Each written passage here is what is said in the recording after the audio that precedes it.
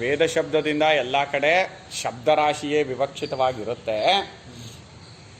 ಆದರೆ ಶಬ್ದರಾಶಿಯನ್ನು ತಿಳಿದುಕೊಂಡ್ರೂ ಕೂಡ, ಇಡೀ ವೇದದ ಶಬ್ದರಾಶಿಗಳನ್ನು ತಿಳ್ಕೊಂಡ್ರೂ ಕೂಡ ಮತ್ತೊಂದು ಪ್ರಯತ್ನವಿಲ್ಲದೆ ಇದ್ದರೆ, ಅಂದರೆ ನಿಜವಾಗಿ ವೈರಾಗ್ಯ ಅನ್ನೋದಿಲ್ಲದೆ ಇದ್ದರೆ, ಗುರುಗಳ ಹತ್ರ ಹೋಗಿ ವೇದಾಂತದ ಸಕೀಲು, ಆ ಒಳಗಿನ ತಿರುಳು ಅದನ್ನು ತಿಳ್ಕೊಳ್ಬೇಕು. ಅದನ್ನು ತಿಳ್ಕೊಳ್ಳೋಕ್ಕೋಸ್ಕರ ವೈರಾಗ್ಯ ಅನ್ನೋದು ಇಲ್ಲ ಅಂದರೆ ಈ ತತ್ವ ಅರ್ಥ ಆಗೋದಿಲ್ಲ. ಆದ್ದರಿಂದ ಕೇವಲ ಉಪನಿಷತ್ ಶಬ್ದರಾಶಿಯನ್ನು ಇಲ್ಲಿ ನಾವು ವೇದಾಂತ ಅಂತ ಹೇಳ್ತಾ ಇಲ್ಲ. ಏನು ಅಂತ ಪರಾವಿದ್ಯೆ ಅಂತ ಹೇಳ್ತಾ ಇಲ್ಲ. ಪರಾವಿದ್ಯೆ ಯದ್ಯಪಿ ಋಗ್ವೇದಾದಿಗಳ ಒಳಗೆ ಇರೋದು, ವೇದಗಳೇ ಇದನ್ನು ಹೇಳ್ತಾ ಇರೋದು. ಆದರೆ ಆ ವೇದಗಳ ಶಬ್ದರಾಶಿಯಷ್ಟೇ ಪರಾವಿದ್ಯೆ ಅಲ್ಲ. ಪರಾವಿದ್ಯೆ ಅಂದರೆ ವಸ್ತುವನ್ನು ನೇರಾಗಿ ಕಂಡು ಅದನ್ನು ಹಾಗೆ ಅನುಭವಿಸೋದು, ವಸ್ತುಜ್ಞಾನ. ಆ ತತ್ವ ಅನ್ನೋದು ಹೇಗಿದೆ, ಆ ತತ್ವ ಸ್ವರೂಪವೇ ನಾನಾಗಿದ್ದೇನೆ, ನಾನು ಯಾವಾಗಲೂ ದೇಹೇಂದ್ರಿಯ ಮನೋಬುದ್ಧಿಗಳಾಗಲಿಲ್ಲ ಅಂತ ನಿಶ್ಚಿತ ಜ್ಞಾನಕ್ಕೆ ನಾವು ಪರಾವಿದ್ಯೆ ಅಂತ ಹೇಳ್ತಾ ಇರೋದು. ಆದ್ದರಿಂದ ಪರಾವಿದ್ಯೆ ಅನ್ನೋದನ್ನು ಬೇರೆ ಮಾಡ್ತೋ, ಇದಕ್ಕಿಂತ ಅಪರಾವಿದ್ಯೆಗಿಂತ ಬೇರೆ ಮಾಡ್ತೋ. ಅಪರಾವಿದ್ಯೆಯಲ್ಲಿ ಋಗ್ವೇದಾದಿಗಳನ್ನು ಸೇರಿಸ್ಬಿಡ್ತೋ. ಆದರೆ ಪರಾವಿದ್ಯೆ ಅಂತ ಯಾಕೆ ಬೇರೆ ಮಾಡ್ತೋ ಅಂದರೆ ಅದೇನು ವೇದಗಳಿಗಿಂತ ಹೊರಚ್ಚಾದಂಥದ್ದು, ವೇದಗಳಿಗೆ ಸಂಬಂಧಪಟ್ಟಿಲ್ಲ ಅಂತ ಹೇಳ್ತಾ ಇಲ್ಲ. ಅದೊಂದು ವಸ್ತುವಿನ ಜ್ಞಾನ, ಅದನ್ನು ಅರ್ಥ ಮಾಡ್ಕೊಳ್ಳಿ ಅಂತ ಹೇಳ್ತು. ಈಗ ಪರವಿದ್ಯೆಯ ವಿಶೇಷ ಅಂತ ಇದ್ದಾರೆ. ಯಥಾ ವಿಧಿ ವಿಷಯೇ ಕರ್ತ್ರಾದಿ ಅನೇಕ ಕಾರಕ ಉಪಸಂಹಾರದ್ವಾರೇಣ ವಾಕ್ಯಾರ್ಥಜ್ಞಾನಕಾಲಾದನ್ಯತ್ರ ಅನುಷ್ಠೇಯೋ ಅರ್ಥೋ ಅಸ್ತಿ ಅಗ್ನಿಹೋತ್ರಾದಿಲಕ್ಷಣಃ ನ ತಥಾ ಇಹ ಪರವಿದ್ಯಾ ವಿಷಯೇ. ಯಥಾ ಅಂದರೆ ಹೇಗೆ, ವಿಧಿ ವಿಷಯೇ. ವಿಧಿಗಳು ಅಂದರೆ ಶಾಸ್ತ್ರದಲ್ಲಿ ಹೀಗೀಗ ಮಾಡಿ ಅಂತ ಹೇಳಿರೋದು, ಹೀಗೀಗ ಮಾಡಬೇಡಿ ಅಂತ ಹೇಳಿರೋದು. ಅದನ್ನು ವಿಧಿ ಪ್ರತಿಷೇಧ ಅಂತಲೂ ಹೇಳ್ತಾರೆ. ಅಥವಾ ವಿಧಿಯಲ್ಲೇನೆ ಮಾಡು ಅನ್ನೋದು ವಿಧಿನೇ, ಮಾಡಬೇಡ ಅನ್ನೋದು ವಿಧಿನೇ ತಾನೆ. ಹೋಗ್ಬಾರ್ದು ಕಣ ನೀನು ಅಂದರೆ ಅದು ಒಂದು ವಿಧಿನೇ ಅಲ್ವಾ. ಈ ಥರ ಮಾಡು ಅನ್ನೋದು ವಿಧಿನೇ. ಅಂತ ವಿಧಿ ವಿಷಯಗಳಲ್ಲಿ ಅಂದರೆ ಕರ್ಮಕಾಂಡದಲ್ಲಿ, ವೇದದಲ್ಲಿ ಕರ್ಮಕಾಂಡ ಅಂತ ಏನಿದೆ, ಕರ್ಮಕಾಂಡ ಮತ್ತು ಉಪಾಸನಾಕಾಂಡ, ದೇವತಾದಿಜ್ಞಾನ, ಅದರಲ್ಲಿ ಎರಡರಲ್ಲೂ ಕೂಡ ವಿಧಿ ಪ್ರಧಾನವಾಗಿರೋದು.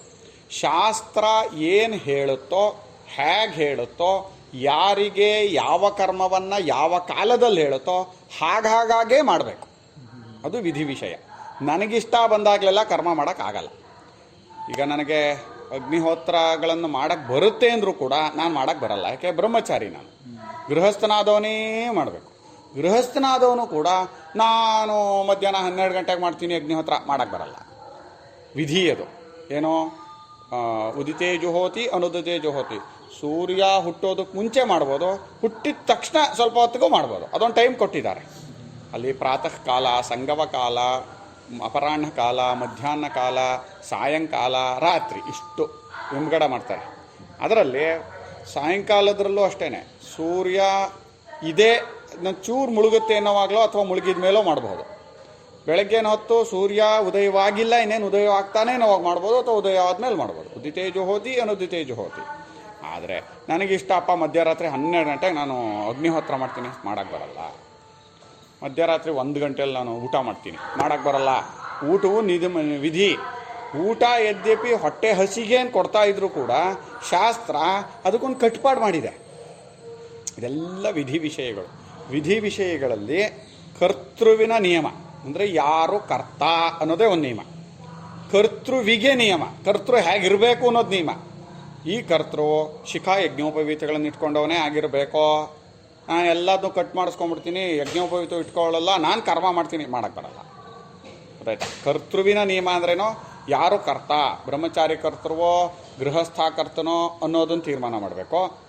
ಆಮೇಲೆ ಕರ್ತೃವಿಗೆ ನಿಯಮಗಳನ್ನು ಮಾಡಬೇಕು, ಕಾಲದ ನಿಯಮ ಮಾಡಬೇಕು, ದೇಶದ ನಿಯಮ ಮಾಡಬೇಕು. ಅಗ್ನಿಹೋತ್ರ ಮಾಡ್ತೀನಿ ಅಂತೇಳಿ ಹೊರಗಡೆ ಅಲ್ಲೆಲ್ಲ ಹೋಗಿ ಮಾಡೋಕ್ಕೆ ಬರಲ್ಲ.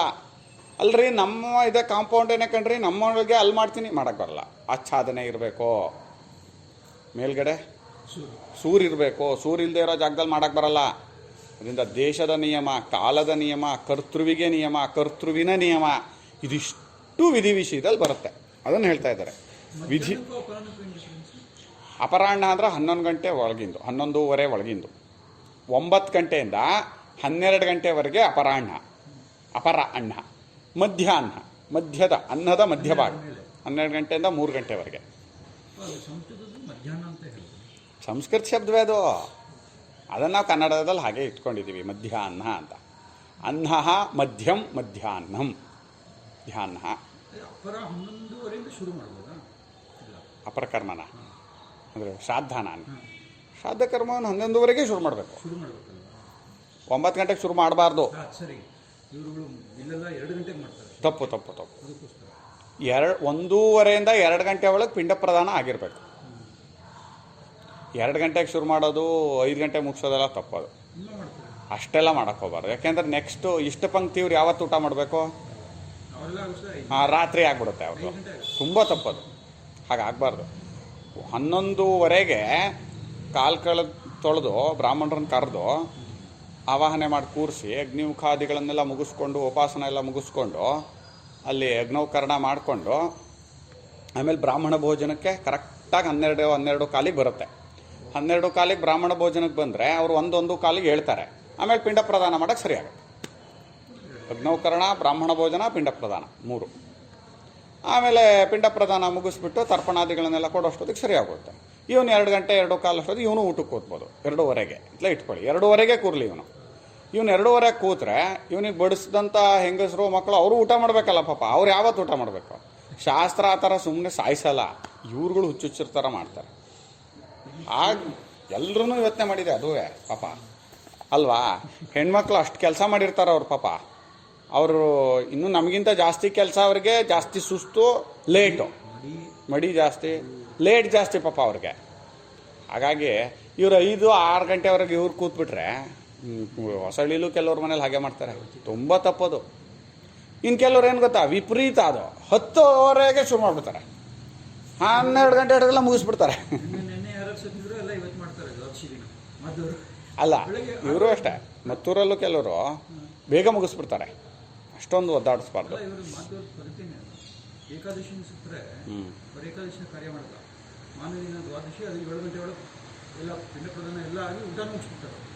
ತುಂಬ ತಪ್ಪು. ಅದನ್ನು ತಪ್ಪು. ಅಷ್ಟೊತ್ತಿಗೆ ಹೇಳಿಲ್ಲ. ಕಾಲ ನಿಯಮ ಇದೆ, ಶ್ರಾದ್ದ ಕಾಲದ ನಿಯಮ ಇದೆ. ಈಗ ನೋಡಿ, ನಿತ್ಯ ಪೂಜೆನ 12 ಗಂಟೆವರೆಗೆ ಮಾಡಬಾರ್ದು. 9-9:30 ಮುಗಿಸ್ಬಿಡ್ಬೇಕು ನಿತ್ಯ ಪೂಜೆನ. ಒಳಗೆ ಮುಗಿಸ್ಬೇಕು 3 ತಾಸು. ಒಂದು ಯಾಮ ಅಂತೀವಿ, ಅಥವಾ 4 ತಾಸೇ ಇಟ್ಕೊಳ್ಳಿ. 4 ತಾಸು ಅಂದರೆ ಈಗ 6 ಗಂಟೆಗಿದ್ದಾದರೆ 10 ಗಂಟೆ ಒಳಗೆ ಬೆಳಗಿನ ಪೂಜೆ ಮುಗಿಸಿರ್ಬೇಕು. ಅದು ನಿತ್ಯ ಪೂಜೆಗೆ ನಿಯಮ. ವ್ರತಗಳನ್ನು 10:30 ಮೇಲೆ ಶುರು ಮಾಡಬೇಕು. ಅನಂತ ಪದ್ಮನಾಭ ವ್ರತ, ವರಮಹಾಲಕ್ಷ್ಮಿ ವ್ರತಗಳಿದೆಯಲ್ಲ, ಅದನ್ನು ಬೆಳಗ್ಗೆ ಪೂಜೆ ಮುಗಿಸ್ಬಿಡ್ಬಾರ್ದು. ಅದು 10:30ಗೆ ಶುರು ಮಾಡಬೇಕು, ಅಥವಾ 10 ಗಂಟೆ 9:30ಗೆ ಶುರು ಮಾಡಬೇಕು. 12:30 1 ಗಂಟೆವರೆಗೂ ಪೂಜೆ ನಡಿಬೇಕದು.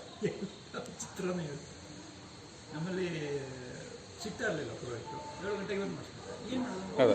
ಈ ಗಣೇಶ ವ್ರತ ಮಾಡಿಸ್ತಾರೆ, 6 ಗಂಟೆಗೆ ಮಾಡಿಸ್ತಾರೆ, 4 ಗಂಟೆಗೆಲ್ಲ ಮಾಡಿಸೋಗ್ಬಿಡ್ತಾರೆ ಬೆಳಗ್ಗೆ. ಈಗ ಬಿಡೋದಕ್ಕಿಂತ ಮಾಡೋದು ಒಳ್ಳೇದು ಅನ್ನೋದು ಒಂದಿದೆ, ಅದು ಒಪ್ಕೋತೀನಿ. ಯಾಕೆಂದರೆ ಇವತ್ತಿನ ಕಾಲದಲ್ಲಿ ಯಾರೂ ಕಲ್ತಿಲ್ಲ ಪಾಪ, ಅದೊಂದು ಕಷ್ಟ. ಅದು ನಿಯಮ ಮಾಡಿದ್ದಾರೆ, ಕಾಲದ ನಿಯಮಗಳಿದೆ ವ್ರತಗಳಿಗೆ. ಇದು ಅಪರಾಹ್ನ ಈಗ 9:30ಯಿಂದ 11:30 12 ಗಂಟೆವರೆಗೆ ಇದು ಯಾವುದೋ ನಮ್ಮ ವ್ರತಗಳು. ಶ್ರಾದ್ದ 11:30ಗೆ ಶುರು ಆಗಬೇಕು. 11:30ಯಿಂದ 2 ಗಂಟೆವರೆಗೆ ಶ್ರಾದ್ದ. ನಮ್ಮ ಆರಾಧನೆ, ಗುರುಗಳ ಆರಾಧನೆ, ಅದು 12:30 ಮೇಲೆ ಶುರು ಆಗಬೇಕು. ಅದು ಮಧ್ಯಾಹ್ನ ವ್ಯಾಪಿನಿ ಆಗಬೇಕದು. ಆಮೇಲೆ ಮಧ್ಯಾಹ್ನ, ಪೂರ್ವಾಹ್ನ, ಮಧ್ಯಾಹ್ನ, ಅಪರಾಹ್ನ ಅಂತ. ಅಪರಾಹ್ನ ಅಂದರೆ 2 ಗಂಟೆ ಮೇಲೆ. ತಪ್ಪು ಹೇಳಿಬಿಟ್ಟೆ ನಾನು. ಪೂರ್ವಾಹ್ನ ಅಂದರೆ 12 ಗಂಟೆಯಿಂದ ಒಳಗಿಂದು ಪೂರ್ವಾಹ್ನ, ಪೂರ್ವ. ಮಧ್ಯಾಹ್ನ ಅಂದರೆ 12 ಗಂಟೆಯಿಂದ 1-1:30ವರೆಗೆ. ಆಮೇಲಿಂದು ಅಪರಾಹ್ನ. ನಮ್ಮ ಇದಕ್ಕೆ ಯಾರು ಗುರುಗಳ ಆರಾಧನೆ ಇದೆಯಲ್ಲ, ಸನ್ಯಾಸಿಗಳ ಅದು 1:30 ಮೇಲೆ ಆದರೂ ಒಳ್ಳೆಯದು. ಅದು ಒಳ್ಳೆಯದು. ಅದಕ್ಕೊಂದು ನಿಯಮ ಇಟ್ಟಿದ್ದಾರೆ. ಮಾಡೋಕ್ಕಾಗಲ್ಲ, ನಮಗೆ ಶಕ್ತಿ ಇಲ್ಲ, ಅಷ್ಟೊತ್ತು ಹೊಟ್ಟೆ ಇಸ್ಕೊಂಡಿರೋಕ್ಕಾಗಲ್ಲ ಅನ್ನೋದೆಲ್ಲ ಅದನ್ನೂ ಒಪ್ಕೊಂಡಿದೆ ಶಾಸ್ತ್ರ. ಏಕೆ? ಆತುರರು ಅಂತ ಅಂದರೆ ರೋಗಿಗಳು, ವಯಸ್ಸಾದವರು, ಅವ್ರುಗಳು ಕರ್ತೃಗಳಾಗಿದ್ದರೆ ಎಷ್ಟೊತ್ತು ತಡ್ಕೊಳಕ್ಕಾಗತ್ತೆ ಅವ್ರಿಗೆ? ಅದಕ್ಕೂ ಅವಕಾಶ ಕೊಟ್ಟಿದೆ. ಯಾಕೆಂದರೆ ವ್ಯಕ್ತಿ ಇಲ್ಲೂ ಪ್ರಧಾನ ಪಾಪ, ಅವನು ಹಾಳಾಗೋಗೋದಕ್ಕಲ್ಲ. ಶಾಸ್ತ್ರ ಅದ್ಭುತ. ಅದರಿಂದ ಹೇಗೆ ವಿಧಿ ವಿಷಯದಲ್ಲಿ ಕರ್ತೃವೇ ಮೊದಲಾದ ಕರ್ತ್ರಾದಿ, ಕರ್ಮದ ಕಾಲ, ದೇಶ, ಇದು ಎಂಥದ್ದು ಸಂಭಾರಗಳು ಇವೆ. ಕರ್ತೃವೇ ಮೊದಲಾದ ಅನೇಕ ಕಾರಕಗಳು, ಸಾಧನಗಳು, ಕ್ರಿಯೆಗೆ ಬೇಕಾದ ಸಾಧನಗಳು, ಇವುಗಳನ್ನು ಉಪಸಂಹಾರ ಮಾಡಿಕೊಳ್ಳೋದ್ರ ಮೂಲಕ, ಉಪಸಂಹಾರ ಮಾಡ್ಕೊಳ್ಳೋದು ಅಂದ್ರೇನು? ಶೇಖರಿಸ್ಕೊಳ್ಳೋದು ಅಂತ. ಒಂದು ಕ್ರಿಯೆ ಮಾಡಬೇಕು ಅಂದರೆ ಎಷ್ಟು ಶೇಖರಿಸ್ಕೋಬೇಕು? ಒಂದು ಪೂಜೆ ಅಂದ್ರೇ ನೀರು ತಂದಿಟ್ಕೋಬೇಕು, ಅದಕ್ಕೆ ಬಕೆಟ್ ಬೇಕು, ನೀರು ಹಿಡಿಯೋ ಪಾತ್ರೆ ಇಟ್ಕೋಬೇಕು, ಹೂವು ಇಟ್ಕೋಬೇಕು, ಗಂಧ ಇಟ್ಕೋಬೇಕು, ಊದ್ಗಡ್ಡಿ, ಕರ್ಪೂರ, ಬತ್ತಿ, ಎಣ್ಣೆ, ಎಷ್ಟು ಬೇಕೋ ಇವುಗಳನ್ನು ಸಂಹಾರ ಮಾಡ್ಕೊಳ್ಳೋದು ಅಂದರೆ, ಉಪಸಂಹಾರ ಮಾಡ್ಕೊಳ್ಳೋದು ಅಂದರೆ ಸೇರಿಸ್ಕೊಳ್ಳೋದು, ಶೇಖರಿಸ್ಕೊಳ್ಳೋದು. ಕರ್ತೃವೇ ಮೊದಲಾದ ಅನೇಕ ಕಾರಕಗಳನ್ನು, ಕಾರಕ ಅಂದಮೇಲೆ ಅರ್ಥ ಮಾಡ್ಕೊಳ್ಳಿ, ಸಾಧನಗಳು ಅಂತ, ಇವುಗಳನ್ನು ಉಪಸಂಹಾರ ಮಾಡೋದ್ರ ಮೂಲಕ ಒಂದು ವಾಕ್ಯಾರ್ಥ ಕಾಲಕ್ಕಿಂತ ಬೇರೆಯಾಗಿ, ಅಂದರೆ ಪೂಜೆ ಅಂದರೆ ಏನು, ಪೂಜೆ ಹೇಗೆ ಮಾಡಬೇಕು ಅನ್ನೋ ವಾಕ್ಯಗಳಿಗೆಲ್ಲ ಅರ್ಥ ಮಾಡ್ಕೋತೀರಿ ನೀವು. ಪೂಜೆ ಅಂದರೆ ಹೀಗಿರುತ್ತೆ, ಪೂಜೆಯ ಕ್ರಮ ಹೀಗಿರುತ್ತೆ ಅಂತ ಶಾಸ್ತ್ರ ವಿಚಾರವನ್ನೆಲ್ಲ ಓದ್ಕೊಂಡು ಆ ವಾಕ್ಯಾರ್ಥದ ಜ್ಞಾನ ಅಂತ ಏನಾಯಿತು, ಅದಾದಮೇಲೂ ಕೂಡ ಅನ್ಯತ್ರ ಆಮೇಲೆ ಪೂಜೆ ಮಾಡಬೇಕು ನೀವು, ಅದೇ ಪೂಜೆ ಎನ್ನಿಸ್ಕೊಳ್ಳೋದು. ನನಗೆ ಪೂಜೆ ಮಾಡೋದು ಹೇಗೆ ಅನ್ನೋ ವಾಕ್ಯಾರ್ಥ ಜ್ಞಾನವೆಲ್ಲ ಆಗಿದೆ ಅಂತ ಮಾತ್ರಕ್ಕೆ ನಿಂಗೆ ಪೂಜೆ ಆಗಿದೆ, ನಿಂಗೆ ಪೂಜೆ ಬರುತ್ತೆ ಅಂತ ಅರ್ಥ ಅಲ್ಲ. ನೀನು ಪೂಜೆ ಮಾಡಿದೀಯಾ ಅಂತಲೂ ಅರ್ಥ ಅಲ್ಲ. ಕರ್ಮವೆಲ್ಲ ಹೀಗಿರುತ್ತೆ ಅಂತ ಏನು ಅಂದರೆ, ಆ ವಾಕ್ಯಾರ್ಥಗಳಿದೆಯಲ್ಲ, ಯಾವುದಾದರೂ ಒಂದು ಕರ್ಮದ ವಾಕ್ಯ, ಆ ವಾಕ್ಯದ ಅರ್ಥ, ಅದರ ಜ್ಞಾನ, ಆ ಜ್ಞಾನದ ಕಾಲ. ಈ ಜ್ಞಾನ ಆಯಿತು ನನಗೆ, ಯಾವ್ಯಾವ ರೀತಿಯ ಕರ್ಮವನ್ನು ಯಾವ್ಯಾವ ರೀತಿ ಮಾಡಬೇಕು, ಅಗ್ನಿಹೋತ್ರ ಹೇಗೆ ಮಾಡಬೇಕು, ಉಪಾಸನ ಹೇಗೆ ಮಾಡಬೇಕು, ವೈಶ್ವದೇವ ಹೇಗೆ ಮಾಡಬೇಕು, ಎಲ್ಲ ಗೊತ್ತಾಯಿತು. ಆ ಕಾಲಕ್ಕಿಂತ ಆಮೇಲೆ ಅನ್ಯತ್ರ ಬೇರೆ ಎಡೆಯಲ್ಲಿ ಅನುಷ್ಠೇಯವಾದ ಒಂದು ವಿಷಯ ಇದೆ. ಮಾಡಬೇಕು, ನೀವು ಅನುಷ್ಠಾನ ಮಾಡಬೇಕು, ಆ ಕರ್ಮವನ್ನು ಮಾಡಬೇಕು ನೀವು.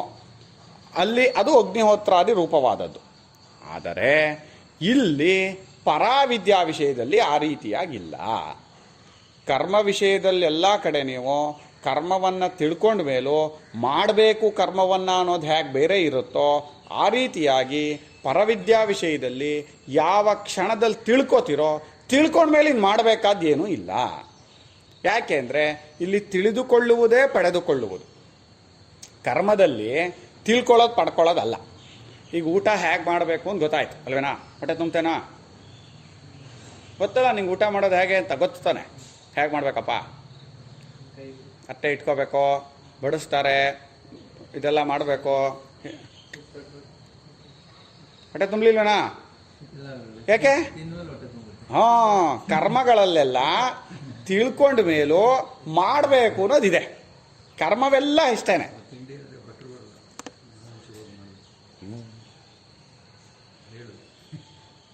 ಬಂದರು ನೀವು ಹೇಳಿದ ಕ್ಷಣದಲ್ಲಿ ಬಂದರು. ಅಮ್ಮ ಬನ್ನಿಮ್ಮ ಹೇಳೋಗಿದ್ರು. ಬಟ್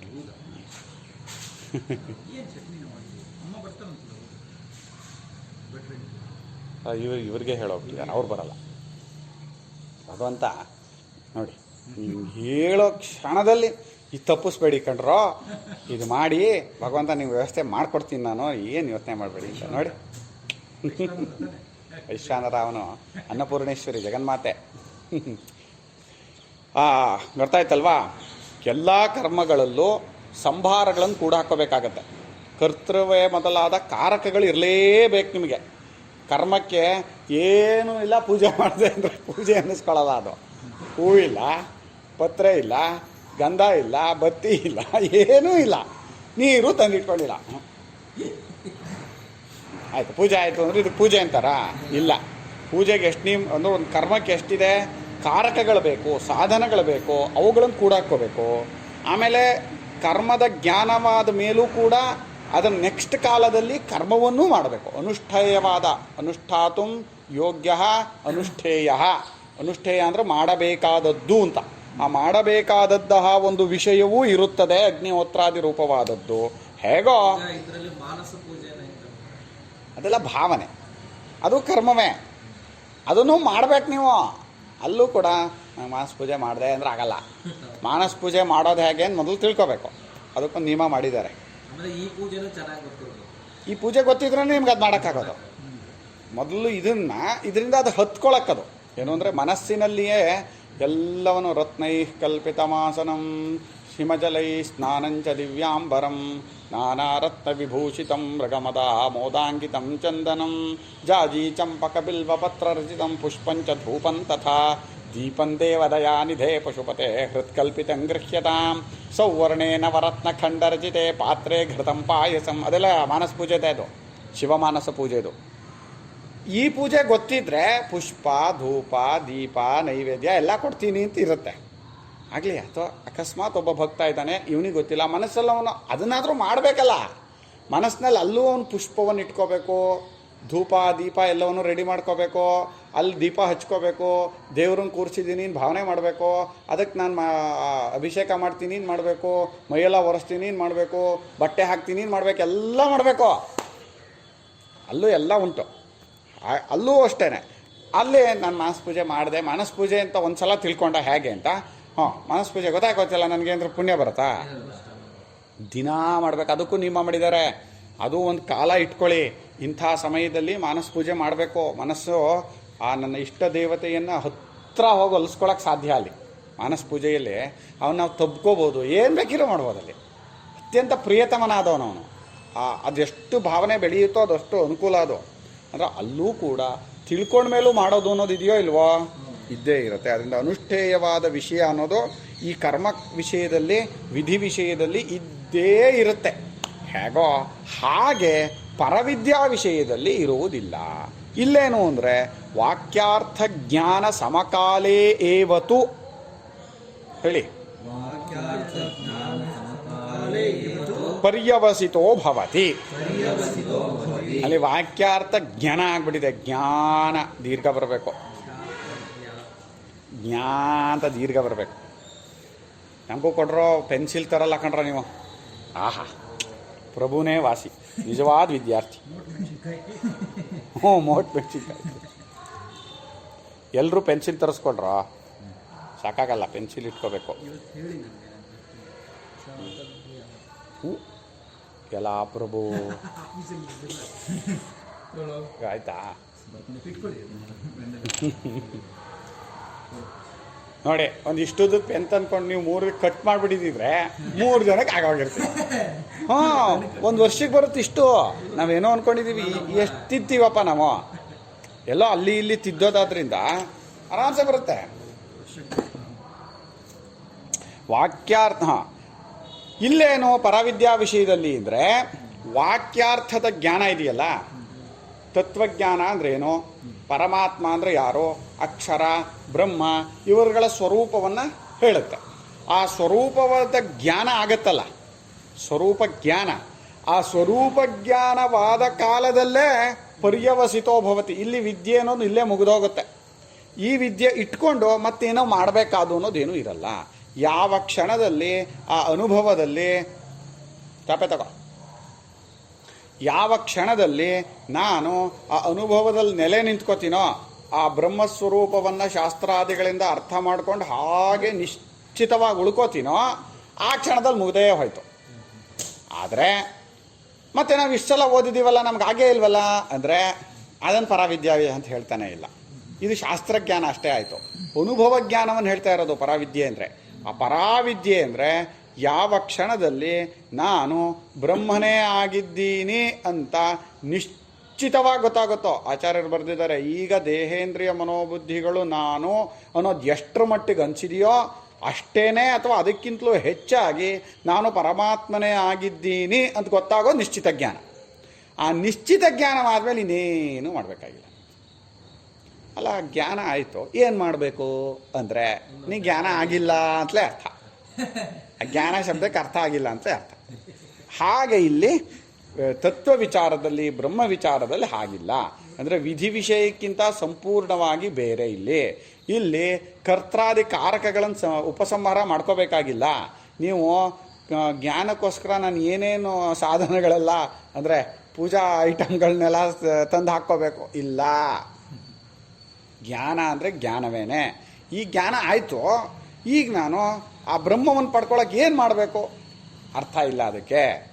ಬ್ರಹ್ಮ ಅನ್ನೋದು ತಿಳ್ಕೊಳ್ಳೋದು ಪಡ್ಕೊಳ್ಳೋದು ಎರಡೂ ಒಂದೇ. ಅದನ್ನೇ ಅವ್ರು ಹಿಂದೆನೇ ಹೇಳಿದ್ದು, ಏನೋ ಅವಿದ್ಯಾಯ ಅಪಾಯ ಏವ ಹಿ ಪರಪ್ರಾಪ್ತಿ ನ ಅರ್ಥಾಂತರಂ ನ ಚ ಪರಪ್ರಾಪ್ತೇ ಅವಗಮಾರ್ಥಸ್ಯ ಭೇದೋಸ್ತಿ. ಪರಪ್ರಾಪ್ತಿ ಅಂದರೂ ತಿಳ್ಕೊಳ್ಳೋದು ಅಂದರೂ ಬೇರೆ ಬೇರೆ ಅಲ್ಲ. ಅದಕ್ಕೆ ನಮಗಿನ್ನೂ ತಿಳುವಳಿಕೆ ಬಂದೇ ಇಲ್ಲ. ತತ್ವದ ವಿಚಾರದಲ್ಲಿ ನಮಗೆ ನಿಶ್ಚಿತವಾದ ತಿಳುವಳಿಕೆನೇ ಬಂದಿಲ್ಲ. ನಿಶ್ಚಿತವಾದ ತಿಳುವಳಿಕೆ ಬಂದಾಗ ಇನ್ನು ಮಾಡಬೇಕಾದ್ದೇನೂ ಇಲ್ಲ, ಪಡ್ಕೋಬೇಕಾದ್ದೇನೂ ಇಲ್ಲ ಅಂತ ಗೊತ್ತಾಗುತ್ತೆ. ಅದು ಯಾವಾಗ ಗೊತ್ತಾಗುತ್ತೋ ಅದನ್ನೇ ಬ್ರಹ್ಮಜ್ಞಾನ ಅಂತ ಇರೋದು ನಾವು. ಎಲ್ಲಿ ನನಗಿನ್ನೂ ನಾನೇನು ಮಾಡಬೇಕಾಗಿಲ್ಲ, ಏನು ಪಡ್ಕೋಬೇಕಾಗಿಲ್ಲ, ನನಗಿಂತ ಬೇರೆಯಾಗಿ ಪ್ರಪಂಚವೇ ಇಲ್ಲ ಅನ್ನೋ ನಿಶ್ಚಿತವಾದ ತಿಳುವಳಿಕೆ ಬರುತ್ತೋ ಅದು ಬ್ರಹ್ಮಜ್ಞಾನ, ಆತ್ಮಜ್ಞಾನ. ಅದು ಬಂದ ಮೇಲೆ ನಾವಿನ್ನು ಮಾಡಬೇಕಾದ್ದೇನೂ ಇಲ್ಲ. ಆದ್ದರಿಂದ ಆ ವಾಕ್ಯಾರ್ಥ ಜ್ಞಾನ, ಇಲ್ಲಿ ನೋಡಿ ವಾಕ್ಯಾರ್ಥ ಅಂದ್ರೇನು? ಇದು ಅಹಂ ಬ್ರಹ್ಮಾಸ್ಮಿ, ಅದಕ್ಕೆ ಕನ್ನಡದಲ್ಲಿ ನಾನು ಬ್ರಹ್ಮನಾಗಿದ್ದೇನೆ ಅಲ್ಲ ವಾಕ್ಯಾರ್ಥ ಅಂದರೆ. ಅನುಭವ ಜ್ಞಾನಕ್ಕೆ ವಾಕ್ಯಾರ್ಥ ಅಂತ ಇರೋದವರು. ಆ ಅನುಭವ ಜ್ಞಾನದ ಸಮಕಾಲದಲ್ಲಿಯೇ ಜೊತೆಗೇನೆ ಈ ತತ್ವ ನಿಶ್ಚಯವು ಪರಾವಿದ್ಯಾವು, ಪರವಿದ್ಯಾನೂ ಕೂಡ ಪರ್ಯವಸಿತೋ ಭವತಿ, ಅಲ್ಲಿಗೆ ಮುಗಿದೋಗುತ್ತದೆ. ನಮಗೆ ಅನುಭವದಲ್ಲೇ ಗೊತ್ತಾಗುವಂಥ ವಿಷಯ. ಹೊಟ್ಟೆ ತುಂಬಿದ ಮೇಲೆ ಏನು ಮಾಡಬೇಕು? ನಾನು ಹೊಟ್ಟೆ ತುಂಬಿದ ಮೇಲೆ ಅಯ್ಯೋ ಊಟ ಅಂತೂ ಮಾಡಿಬಿಟ್ಟೆ, ಹೊಟ್ಟೆ ತುಂಬಕ್ಕೆ ಏನು ಮಾಡಬೇಕು ಅಂತ ಯಾರು ಕೇಳ್ತಾರಾ? ಇಷ್ಟೊತ್ತು ಊಟ ಮಾಡಿದ್ದಾಯ್ತು, 1 ಗಂಟೆ ಕೂತ್ಕೊಂಡು ಕಟ್ಟು ಹೊಡೆದ ಏನಾ, ಹೊಟ್ಟೆ ತುಂಬಕ್ಕೆ ಏನು ಮಾಡಬೇಕು ಅಂತ ಕೇಳ್ತಾನ? ಯಾಕೆ? ಅದೇನು ಗೊತ್ತಾಗುತ್ತೆ? ಅವನವನಿಗೆ ಗೊತ್ತಾಗುತ್ತೆ. ಏನು ಬೇಕು? ಒಳ್ಳೆ ಕಥೆ ಆಯಿತು. ಜ್ಞಾನ ಏನೇನೋ ಹೇಳ್ಬೇಡ ನೀನು. ಅವ್ರವ್ರಿಗೆ ಹೊಟ್ಟೆ ತುಂಬೋದು ಅವ್ರವ್ರಿಗೆ ಗೊತ್ತಾಗತ್ತೆ ಹೊರತು ಬೇರೆಯವ್ರಿಗೆ ಗೊತ್ತಾಗಲ್ಲ. ಗೊತ್ತಾಗಬೇಕಾದ್ದು ಇಲ್ಲ ಬೇರೆಯವ್ರಿಗೆ. ನಿನಗೆ ಹೊಟ್ಟೆ ತುಂಬಿದ್ದು ನನಗೆ ಗೊತ್ತಾಗಬೇಕಾಗಿಲ್ಲ, ನಿನಗೆ ಗೊತ್ತಾಗಬೇಕು. ನಿನಗೆ ಗೊತ್ತಾಗಲಿಲ್ಲ ಅಂದರೆ ಯಾರಿಗೆ ಗೊತ್ತಾದರೂ ಪ್ರಯೋಜನ ಇಲ್ಲ ಅಲ್ವಾ? ನನ್ನ ಹೊಟ್ಟೆ ತುಂಬಿದ್ದು ನನಗೆ ಗೊತ್ತಾಗ್ದೇನೆ ಯಾರಿಗೆ ಗೊತ್ತಾದರೂ ಪ್ರಯೋಜನ ಇಲ್ಲ. ಕಾಯಿಲೆ ಅಂತಾರಷ್ಟೇ ಅದಕ್ಕೆ ಬೆಲೆ. ಹಾಗೆ ತತ್ವಜ್ಞಾನ ಅನ್ನೋದು ಅವನವನಿಗೆ ಗೊತ್ತಾಗೋದು, ಅವನವನೇ ನಿಶ್ಚಯ ಮಾಡ್ಕೊಬರೋದು, ಅವನ ಅನುಭವದಲ್ಲಿ ಅವನಿಗೆ ಗೊತ್ತಾಗೋಕ್ಕೆ ಶುರು ಆಗ್ಬಿಡುತ್ತೆ.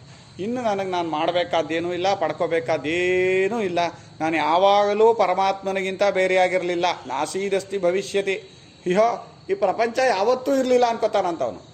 ಆ ಬ್ರಹ್ಮಜ್ಞಾನಿ ಅನುಭವದಲ್ಲಿ ಕನಸು, ಈಗ ನಮ್ಗೆ ಹೇಗೆ ಕನಸು, ಇದು ಕನಸು ಅಂತ ಗೊತ್ತಾದ ತಕ್ಷಣ, ಗೊತ್ತಾಗೋರು ಕನಸೇನು ಅಲ್ವಲ್ಲ, ಅದು ಸತ್ಯವಾಗಿರುತ್ತೆ.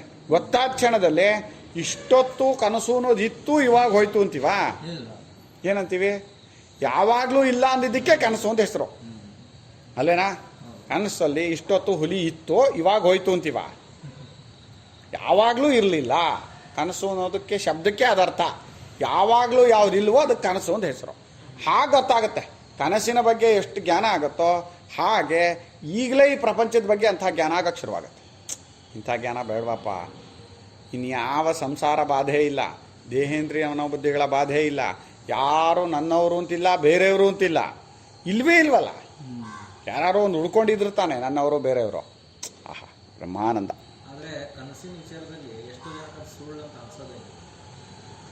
ಅದೇ ತಪ್ಪು ತಿಳಿ. ಇದ್ರ ಬಗ್ಗೆ ಎಷ್ಟು ಅಭಿಮಾನ ಇದೆ ಅಂದರೆ ಇದಕ್ಕೆ ಹೊಂದಿಸ್ಕೊಂಡೆ ಅದನ್ನು ಇದು ಮಾಡ್ಕೋತಾರೆ. ಅಲ್ಲೇನೋ ಒಂದು ಕಾಣಿಸ್ತು ಅಂದರೆ ಅಯ್ಯೋ ಅಲ್ಲಿ ಕನಸಿನಲ್ಲಿ, ಈಗ ಶಕುನಶಾಸ್ತ್ರದವ್ರು ಹೇಳ್ತಾರೆ, ಕನಸಿನಲ್ಲಿ ಯಾವ್ಯಾವ ಥರದ ಕನಸು ಬಂದರೆ ಅದಕ್ಕೆ ಸ್ವಪ್ನಾಧ್ಯಾಯ ಅಂತ ಹಿಂದಿಂದಲೂ ಇತ್ತಿದ್ದು. ಯಾವ್ಯಾವ ರೀತಿ ಕನಸು ಬಂದರೆ ಏನೇನಾಗತ್ತೆ ಅಂತ. ನಾವು ಊಟ ಮಾಡ್ತಾ ಇರೋವಂಥ ಕನಸು ನಮಗೇ ಬಂದರೆ ನಮಗೆ ರೋಗ ಬರುತ್ತೆ. ಇದೆಲ್ಲ ಇಲ್ಲಿಯ ಅಭಿಮಾನದಿಂದ ಇಟ್ಕೋತಾ ಇರೋದು. ಆದರೆ ಇದು ವೇದಾಂತದ ವಿಚಾರ ಅಲ್ಲ ಇದು, ಅಲ್ವಾ? ವೇದಾಂತದ ಪ್ರಕಾರ ಈ ಅಭಿಮಾನವೇ ತಪ್ಪು. ಅದಿರಲಿ, ಸುಳ್ಳು ಅಂತ ಗೊತ್ತಾದ ಮೇಲೂ ಅದನ್ನಿಟ್ಕೊಂಡು ಇದಕ್ಕೆ ಹೊಂದಿಸ್ಕೊಳ್ಳೋದು ಹಿಂಗೆ ಎಂಥ ದಡ್ತನ ನಮ್ಮದು. ನನಗೇ ಗೊತ್ತಾಗಿದೆ ಅದೇನೋ ಆಗಲಿಲ್ಲ ಅಂತ, ಸುಳ್ಳು ಅಂತ ಗೊತ್ತಾಗಿದೆ. ಆದರೆ ಅದನ್ನೊಂದು ಸೂಚಕ, ಸ್ವಪ್ನವನ್ನು ಒಂದು ಸೂಚಕ ಅಂತ ಇಟ್ಕೊಂಡು ಇದಕ್ಕೆ ಹೊಂದಿಸ್ಕೊಳ್ಳೋದು. ಯಾರಾದರೂ ಎಣ್ಣೆ ಮೈಗೆಲ್ಲ ಎಣ್ಣೆ ತಿಕ್ಕೊಂಡಿರ್ತಾರ ಕನಸು ಬಂದರೆ ಅವನು ಯಾವನಿಗೆ ಆ ಥರದ್ದು ಬಂದಿರುತ್ತೋ ಅವ್ನು ಬೇಗ ಸಾಯ್ತಾನೆ ಅಂತ ಸ್ವಪ್ನ ಸೂಚಕ ಅಧ್ಯಾಯಗಳು ಅಂತಿದೆ. ಅದೆಲ್ಲ ನಮ್ಮ ಜ್ಯೋತಿಷ್ಶಾಸ್ತ್ರದಲ್ಲೂ ಹೇಳಿದ್ದಾರೆ ಅದನ್ನೆಲ್ಲ. ಆಮೇಲೆ ಒಂದು ಅತ್ಯಂತ ಮುತ್ತೈದೆ ಜಗನ್ಮಾತೆ ಥರ ಚೆನ್ನಾಗಿ ಅಲಂಕಾರ ಮಾಡ್ಕೊಂಡಿರೋವಂಥ ಒಂದು ಹೆಂಗಸು ಕನಸಲ್ಲಿ ಕಂಡ್ರೆ ನಮ್ಮ ಕೆಲಸಗಳೆಲ್ಲ ಕೈಗೂಡುತ್ತೆ ಅಂತ. ಸ್ತ್ರೀಯಂ ಸ್ವಪ್ನೇಶು ಪಶ್ಯತಿ ಸಮೃದ್ಧಿಂ ತತ್ರ ಜಾನೀಯ ತಸ್ಮಿನ್ ಸ್ವಪ್ನ ನಿದರ್ಶನೆ ಅಂತ. ಯಾವಾಗ ಇವನು ಯಾವುದೋ ಒಂದು ಕೆಲಸ ಮಾಡ್ತಾನೆ, ಅವನ ಕರ್ಮವನ್ನು ಮಾಡಿದಾಗ ಸ್ವಪ್ನದಲ್ಲಿ ಒಂದೊಳ್ಳೆ ಮುತ್ತೈದೆ ಜಗನ್ಮಾತೆ ಎಲ್ಲ ಹೂವು ಹಣ್ಣು ತಟ್ಟೆ ಹಿಡ್ಕೊಂಡು ಕೈಗೆಲ್ಲ ಒಳ್ಳೆ ಬಳೆ ಹಾಕ್ಕೊಂಡು ಒಳ್ಳೆ ಅಲಂಕಾರ ಮಾಡ್ಕೊಂಡಿರುವಂಥ ಮುತ್ತೈದೆ ದರ್ಶನ ಆಯಿತು ಅಂದರೆ ನಾನು ಏನು ಏನಕ್ಕೋಸ್ಕರ ಕರ್ಮ ಮಾಡಿದ್ನೋ ಸಿದ್ಧಿಸುತ್ತೆ ಅಂತ ವೇದದಲ್ಲೇ ಇದೆ ಇದು. ಆ ಥರ ಇದೆ ಸ್ವಪ್ನ ಸೂಚಕಾಧ್ಯಾಯಗಳು ಅಂತಲೇ ಇದೆ. ಅದು ಎಲ್ಲವೂ ಎಚ್ಚರದಲ್ಲಿ ಸತ್ಯ ಅಂತ ಇಟ್ಕೊಂಡು, ಇದನ್ನೇ ಸತ್ಯ ಅಂತ ಇಟ್ಕೊಂಡು ಈ ಪ್ರಪಂಚಕ್ಕೆ ಏನಾರೋ ಒಂದು ಹೆಚ್ಚು ಕಡಿಮೆ ಆದಾಗ ಅದನ್ನು ಸರಿ ಮಾಡ್ಕೋಬೇಕು ಅನ್ನೋದಕ್ಕೆ ಹೊರತು ಇದನ್ನು ಸುಳ್ಳು ಅಂತ ತೋರಿಸ್ಕೊಡೋಕ್ಕಾದಿರೋದು ಅಲ್ಲ. ಇದು ಸುಳ್ಳು ಅಂತ ತಿಳ್ಕೊಳ್ಳೋ ಆ ಕ್ಯಾಟಗರಿನೇ ಬೇರೆ, ಆ ಆ್ಯಟಿಟ್ಯೂಡೇ ಬೇರೆ. ಅದು ವೇದಾಂತದ ಚಿಂತನೆ. ಬೇಕಾದಷ್ಟಿದೆ ಸ್ವಪ್ನದ ವಿಚಾರದಲ್ಲಿ, ಏನೇನೇನೋ ಹೇಳ್ತಾರೆ. ಆ ಭರತನಿಗೆ ಇದೇ ಥರ ಕನಸು ಬಂತು ಅಂತ. ಅಲ್ಲಿ ಅವನ ಭರತ ಮಾವನ ಮನೆಗೆ ಹೋಗಿರ್ತಾನಲ್ಲ, ಇಲ್ಲಿ ರಾಮನ ಕಾಡಿಗೆ ಕಳಿಸ್ಬಿಡ್ತಾರಲ್ಲ, ಆವಾಗ ಭರತನಿಗೆ ಅಲ್ಲಿ ಕನಸಿನಲ್ಲಿ ಅವರ ಅಪ್ಪ ಕತ್ತೆ ಮೇಲೆ ಕೂತ್ಕೊಂಡು ಮೈಗೆಲ್ಲ ಎಣ್ಣೆ ತಿಕ್ಕೊಂಡು ದಕ್ಷಿಣದ ಕಡೆಗೆ ಹೋಗ್ತಿದ್ದ ಅಂತ ಒಂದು ಕನಸು ಬಂದ್ಬಿಡು. ಅವನಿಗೆ ಭಯ ಆಗತ್ತೆ, ಅಯ್ಯೋ ಏನೋ ಆಗಿದೆ, ಅಪ್ಪಂಗೆ ಏನೋ ಆಗಿದೆ, ಹೊರಟೋಗೋಣ ಬಾ ಅಂತ. ಅನ್ನೋಷ್ಟೊತ್ತಿಗೆ ಕರೆಕ್ಟಾಗಿ ದೂತ ಬರ್ತಾನೆ, ಇಲ್ಲ ನಿಮ್ಮ ಬೇಗ ಬರಬೇಕು, ಸ್ವಲ್ಪ ಸೀರಿಯಸ್ ಅಂತ. ಇದು ಆಗುತ್ತಲ್ಲ, ಯಾರಾದರೂ ನಮ್ಮ ತಾಯಿ ರಕ್ತ ಸತ್ತಾಗ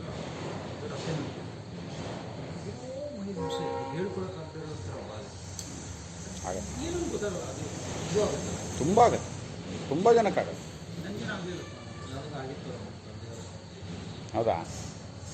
ಆಗತ್ತೆ. ನನಗೆ ಹುಷಾರು ತಪ್ಪಿದ್ರು ನಮ್ಮ ಅಮ್ಮಂಗೆ ಅಲ್ಲಿ ಗೊತ್ತಾಗ್ತಿತ್ತು. ಅಮ್ಮ ನನಗಿಲ್ಲಿ ಅವಾಗ ಅಷ್ಟೋ ಫೋನು ಇರಲಿಲ್ವಲ್ಲಪ್ಪ, ಕಾರ್ಯಾಲಯದ ಫೋನ್ ಇದ್ದಿದ್ದು, ಲ್ಯಾಂಡ್ಲೈನು. ನಾನು ಇಲ್ಲಿದ್ದಂಗೆ ಏನಾದ್ರು ಹುಷಾರು ತಪ್ಪಿದ್ರೆ ನಮ್ಮಮ್ಮ ಅಲ್ಲಿದ್ದ ಫೋನ್ ಮಾಡಿರೋರು, ಏನಾಗಿದೆ ಹರಿಗೆ ಅಂತ. ಅದು ಭಾವನೆ ಇರುತ್ತಲ್ಲಪ್ಪ, ಅಟ್ಯಾಚ್ಮೆಂಟಿನಿಂದ ಅಂತ ತಿಳ್ಕೊಂಡಾಗ ಅದೆಲ್ಲ ತೋರ್ಲೇಬೇಕಲ್ಲ. ಆಮೇಲೆ ಭಾವನೆಯಿಂದಲೇ ಅವರು ವಿಸ್ತಾರ ಮಾಡ್ಕೊಂಡ್ಬಿಟ್ಟಿರ್ತಾರೆ ತಮ್ಮನ್ನ. ಅವರು ನೆನ್ಸ್ಕೊಂಡಿರ್ತಾರೆ, ಅಷ್ಟು ಭಾವುಕರಾದರೆ ಇರುತ್ತೆ, ಅದು ಬೇರೆ ವಿಷಯ. ಆದರೆ ಇದು ಎಲ್ಲವೂ ಕನಸು, ಇದಿಷ್ಟು ಸುಳ್ಳೆ. ನನಗೆ ಹುಷಾರು ತಪ್ಪಿತು, ಅದು ನಮ್ಮಮ್ಮಂಗೆ ಗೊತ್ತಾಯ್ತು ಅಂತ ಒಂದು ಕನಸು ಅಷ್ಟೇ. ಅದು ಚಿಂತನೆನೇ ಬೇರೆ, ಅದು ವೇದಾಂತದ ಚಿಂತನೆ. ಅಯ್ಯೋ ಅದು ಬೇರೆ ಇಲ್ಲ. ಕೇವಲ ಶಬ್ದ ಪ್ರಕಾಶಿತ ಅರ್ಥಜ್ಞಾನ ಮಾತ್ರ ನಿಷ್ಠಾ ವ್ಯತಿರಿಕ್ತಾಭಾವಾತ್.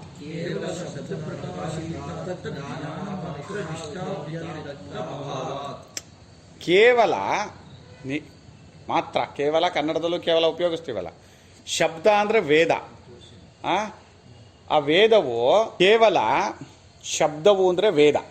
ವೇದವು ಪ್ರಕಾಶಿತ ಅಂದರೆ ಬೆಳಗಿ ತೋರಿಸಿದ ಅರ್ಥಜ್ಞಾನ ಇದೆಯಲ್ಲ, ವಸ್ತುವಿನ ಜ್ಞಾನ. ಅರ್ಥಜ್ಞಾನ ಅಂದ್ರೂ ಈ ವಾಕ್ಯಕ್ಕೆ ಅರ್ಥ ಅಂತಲ್ಲ, ಎಲ್ಲ ಕಡೆಯಲ್ಲೂ ಪದಾರ್ಥ ಅಂದ್ರೇನೋ ಪದಕ್ಕೆ ಅರ್ಥ ಅಂತಲೂ ಒಂದಿದೆ. ಏನೋ ಜ್ಞಾನ ಎಂದರೇನು ಅನ್ನೋದಕ್ಕೆ ಪದಕ್ಕೆ ಅರ್ಥ ಕೇಳಿದರೆ ಜ್ಞಾನ ಎಂದರೆ ಅರಿವು ಅಲ್ವಾ, ಜ್ಞಾನ ಅಂದರೆ ವೇದ, ಜ್ಞಾನ ಅಂದರೆ ನಾಲೆಡ್ಜ್, ಹೀಗೆ ಹೇಳ್ಬೋದು. ಆದರೆ ಈಗ ಒಂದು ಮೊಬೈಲ್ ಅಂದರೆ ಏನು ಅಂದರೆ ಪದಕ್ಕೆ ಅರ್ಥ ಹೇಳ್ಬೋದು. ಆದರೆ ಇದನ್ನು ತೋರಿಸ್ಬಿಟ್ರೆ ಇದು ಪದಾರ್ಥ. ಆ್ಯಕ್ಚುಲಿ ಪದಕ್ಕೆ ಅರ್ಥ ಯಾವುದು ಅಂದ್ರೆ ಇದು. ಅದಕ್ಕೆ ನಾವು ಪದಾರ್ಥಗಳು ಅಂತ ಇದಕ್ಕೆ ಹೇಳ್ತೀವಿ. ಪದಾರ್ಥಗಳನ್ನು ತರಬೇಕು ಅಂಗಡಿಯಿಂದ ಅಂದರೆ ಯಾವ್ಯಾವ ಪದಕ್ಕೆ ಏನೇನು ಅರ್ಥ ಅಂತ ಬರ್ತೀವಿ ಬರ್ಕೊಂಬರ್ತೀವನಾ? ಏನು ಮಾಡ್ತೀವಿ? ವಸ್ತುನೇ ತರ್ತೀವಿ. ಅಲ್ಲ, ಪದಾರ್ಥ ಅಂದರೆ ಈ ವಸ್ತು ತರ್ತಾ ಇದ್ದೀರಲ್ಲ ಅಂದರೆ ಹೌದು, ಪದಾರ್ಥ ಅಂದರೆ ವಸ್ತುಗೆ ಅರ್ಥ, ಮುಖ್ಯ ಅರ್ಥದಲ್ಲಿ. ಹಾಗೆ ಅರ್ಥ ಮಾಡ್ಕೋಬೇಕು. ನಾನುವೇ ಬ್ರಹ್ಮ ಅಂದರೆ ಅದು ವಸ್ತುವಿಗೆ ಅರ್ಥವೇ ಹೊರತು ಬ್ರಹ್ಮಗೆ ಸಿನಾನಿಮ್ಸ್ ಹೇಳಬೇಕಾಗಿಲ್ಲ ನನಗೆ. ಪುಸ್ತಕ ಅಂದರೆ ಈ ವಸ್ತುವನ್ನು ತೋರಿಸ್ಬೇಕೇ ಹೊರತು ಪುಸ್ತಕಗೆ ಕಿತಾಬ್ ಅಂತ ಹೇಳ್ಬೋದು, ಬುಕ್ ಅಂತ ಹೇಳ್ಬೋದು ಅಂತ ಸಿನಾನಿಮ್ಸ್ ಹೇಳ್ಬೇಕಾ ನನಗೆ? ಸಿನಾನಿಮ್ಸ್ ಅನ್ನೋದು ಅರ್ಥ ಆಗಲಿಲ್ಲ. ಅದು ಸಿನಾನಿಮ್ಸ್ ಹೇಳಿದರೆ, ಪರ್ಯಾಯ ಶಬ್ದಗಳನ್ನು ಹೇಳಿದರೆ ಅದು ನಿಜವಾದ ಅರ್ಥ ಅಲ್ಲ. ಪದಾರ್ಥ ಅಂದ್ರೆ ನಾವು ಇದಕ್ಕೆ ಹೇಳೋದು. ಹಾಗೇನೆ ಬ್ರಹ್ಮ ಅಂದಾಗಲೂ ನನಗೆ ಪದಾರ್ಥವೇ ಗೊತ್ತಾಗಬೇಕು, ಅದೇ ನಿಜವಾದ ಜ್ಞಾನ.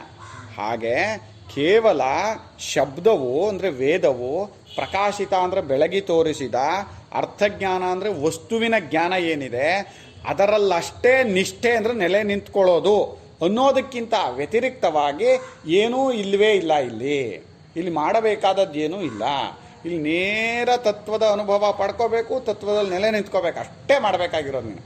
ಆ ವಸ್ತುಜ್ಞಾನ ಶಾಸ್ತ್ರ ಹೇಗೆ ಹೇಳಿದೆಯೋ, ಶಾಸ್ತ್ರ ಭೂಮಿ ಅಂದರೆ ಏನು ಅಂತ ಹೇಳಿದೆ, ಶಾಸ್ತ್ರ ನೀರು ಅಂದರೆ ಏನು ಅಂತ ಹೇಳಿದೆ. ನೀರಿನ ಜ್ಞಾನವನ್ನು ಹಾಗೆ ಅರ್ಥ ಮಾಡ್ಕೋತೀವಿ ಹೊರತು ನೀರಿನ ಬಗ್ಗೆ ಏನು ಹೇಳುತ್ತೆ ಶಾಸ್ತ್ರ?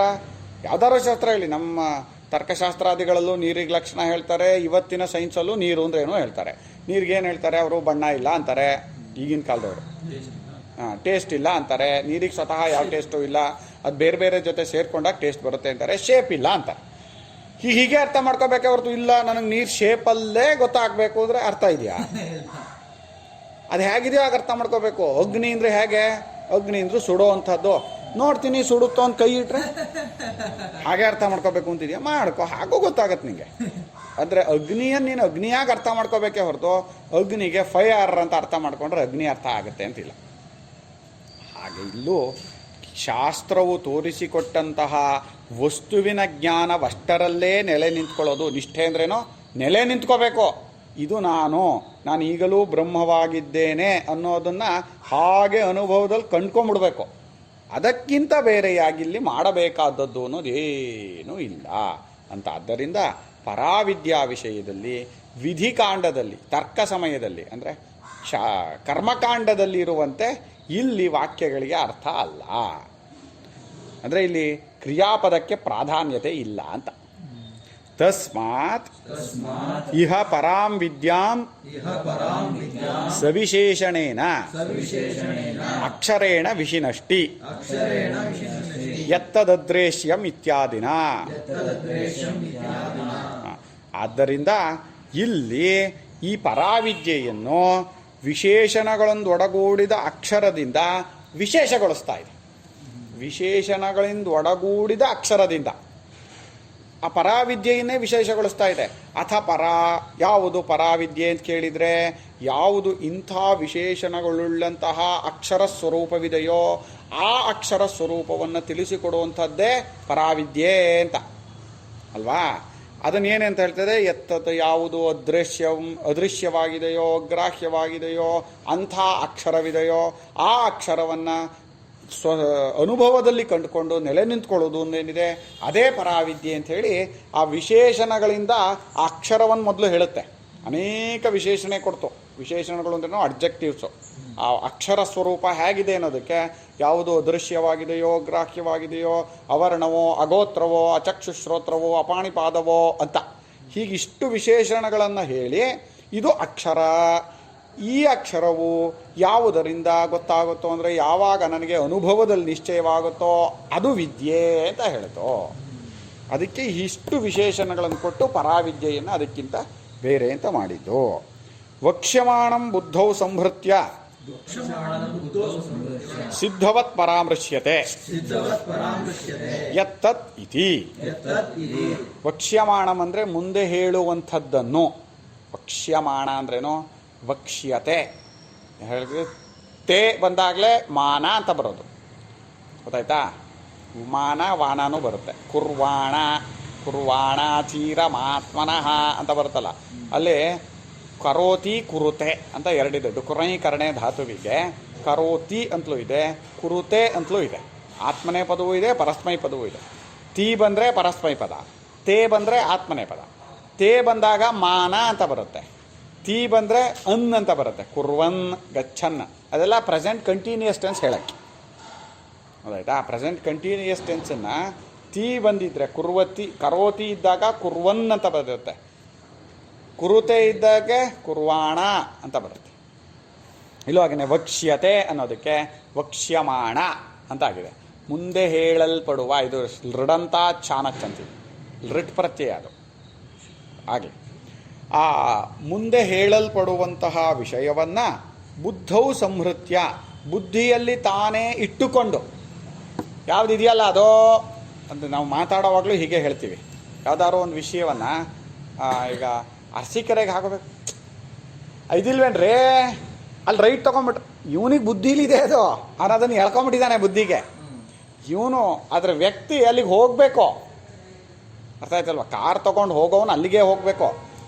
ಆ ದೇವೇಗೌಡರು ಇದಿಲ್ವೇನ್ರಿ ಮನೆ ಅಲ್ಲಿ ಬಲಗಡೆ ತೊಗೊಂಬಿಟ್ರೆ ಅಲ್ಲಿ ಮುಂದಕ್ಕೆ ಹೋಗಿ ಅಲ್ಲಿ ಎಡಗಡೆ ತೊಗೊಂಬಿಟ್ರೆ ಅಂತ ಹೇಳಿದರೆ ಅವನಿಗೆ ಅದನ್ನು ಬುದ್ಧಿ ಮುಂದೆ ಆಗೋದನ್ನು ಈಗಲೇ ಇಟ್ಕೊಂಡ್ಬಿಟ್ಟಿದ್ದಾನೆ, ಅರ್ಥ ಆಯ್ತಲ್ವಾ? ಹಾಗೆ ಮುಂದೆ ಅಕ್ಷರದ ವಿಚಾರವನ್ನು ಜ್ಞಾನವನ್ನು ಇಲ್ಲಿ ಮುಂದೆ ಹೇಳುತ್ತೆ.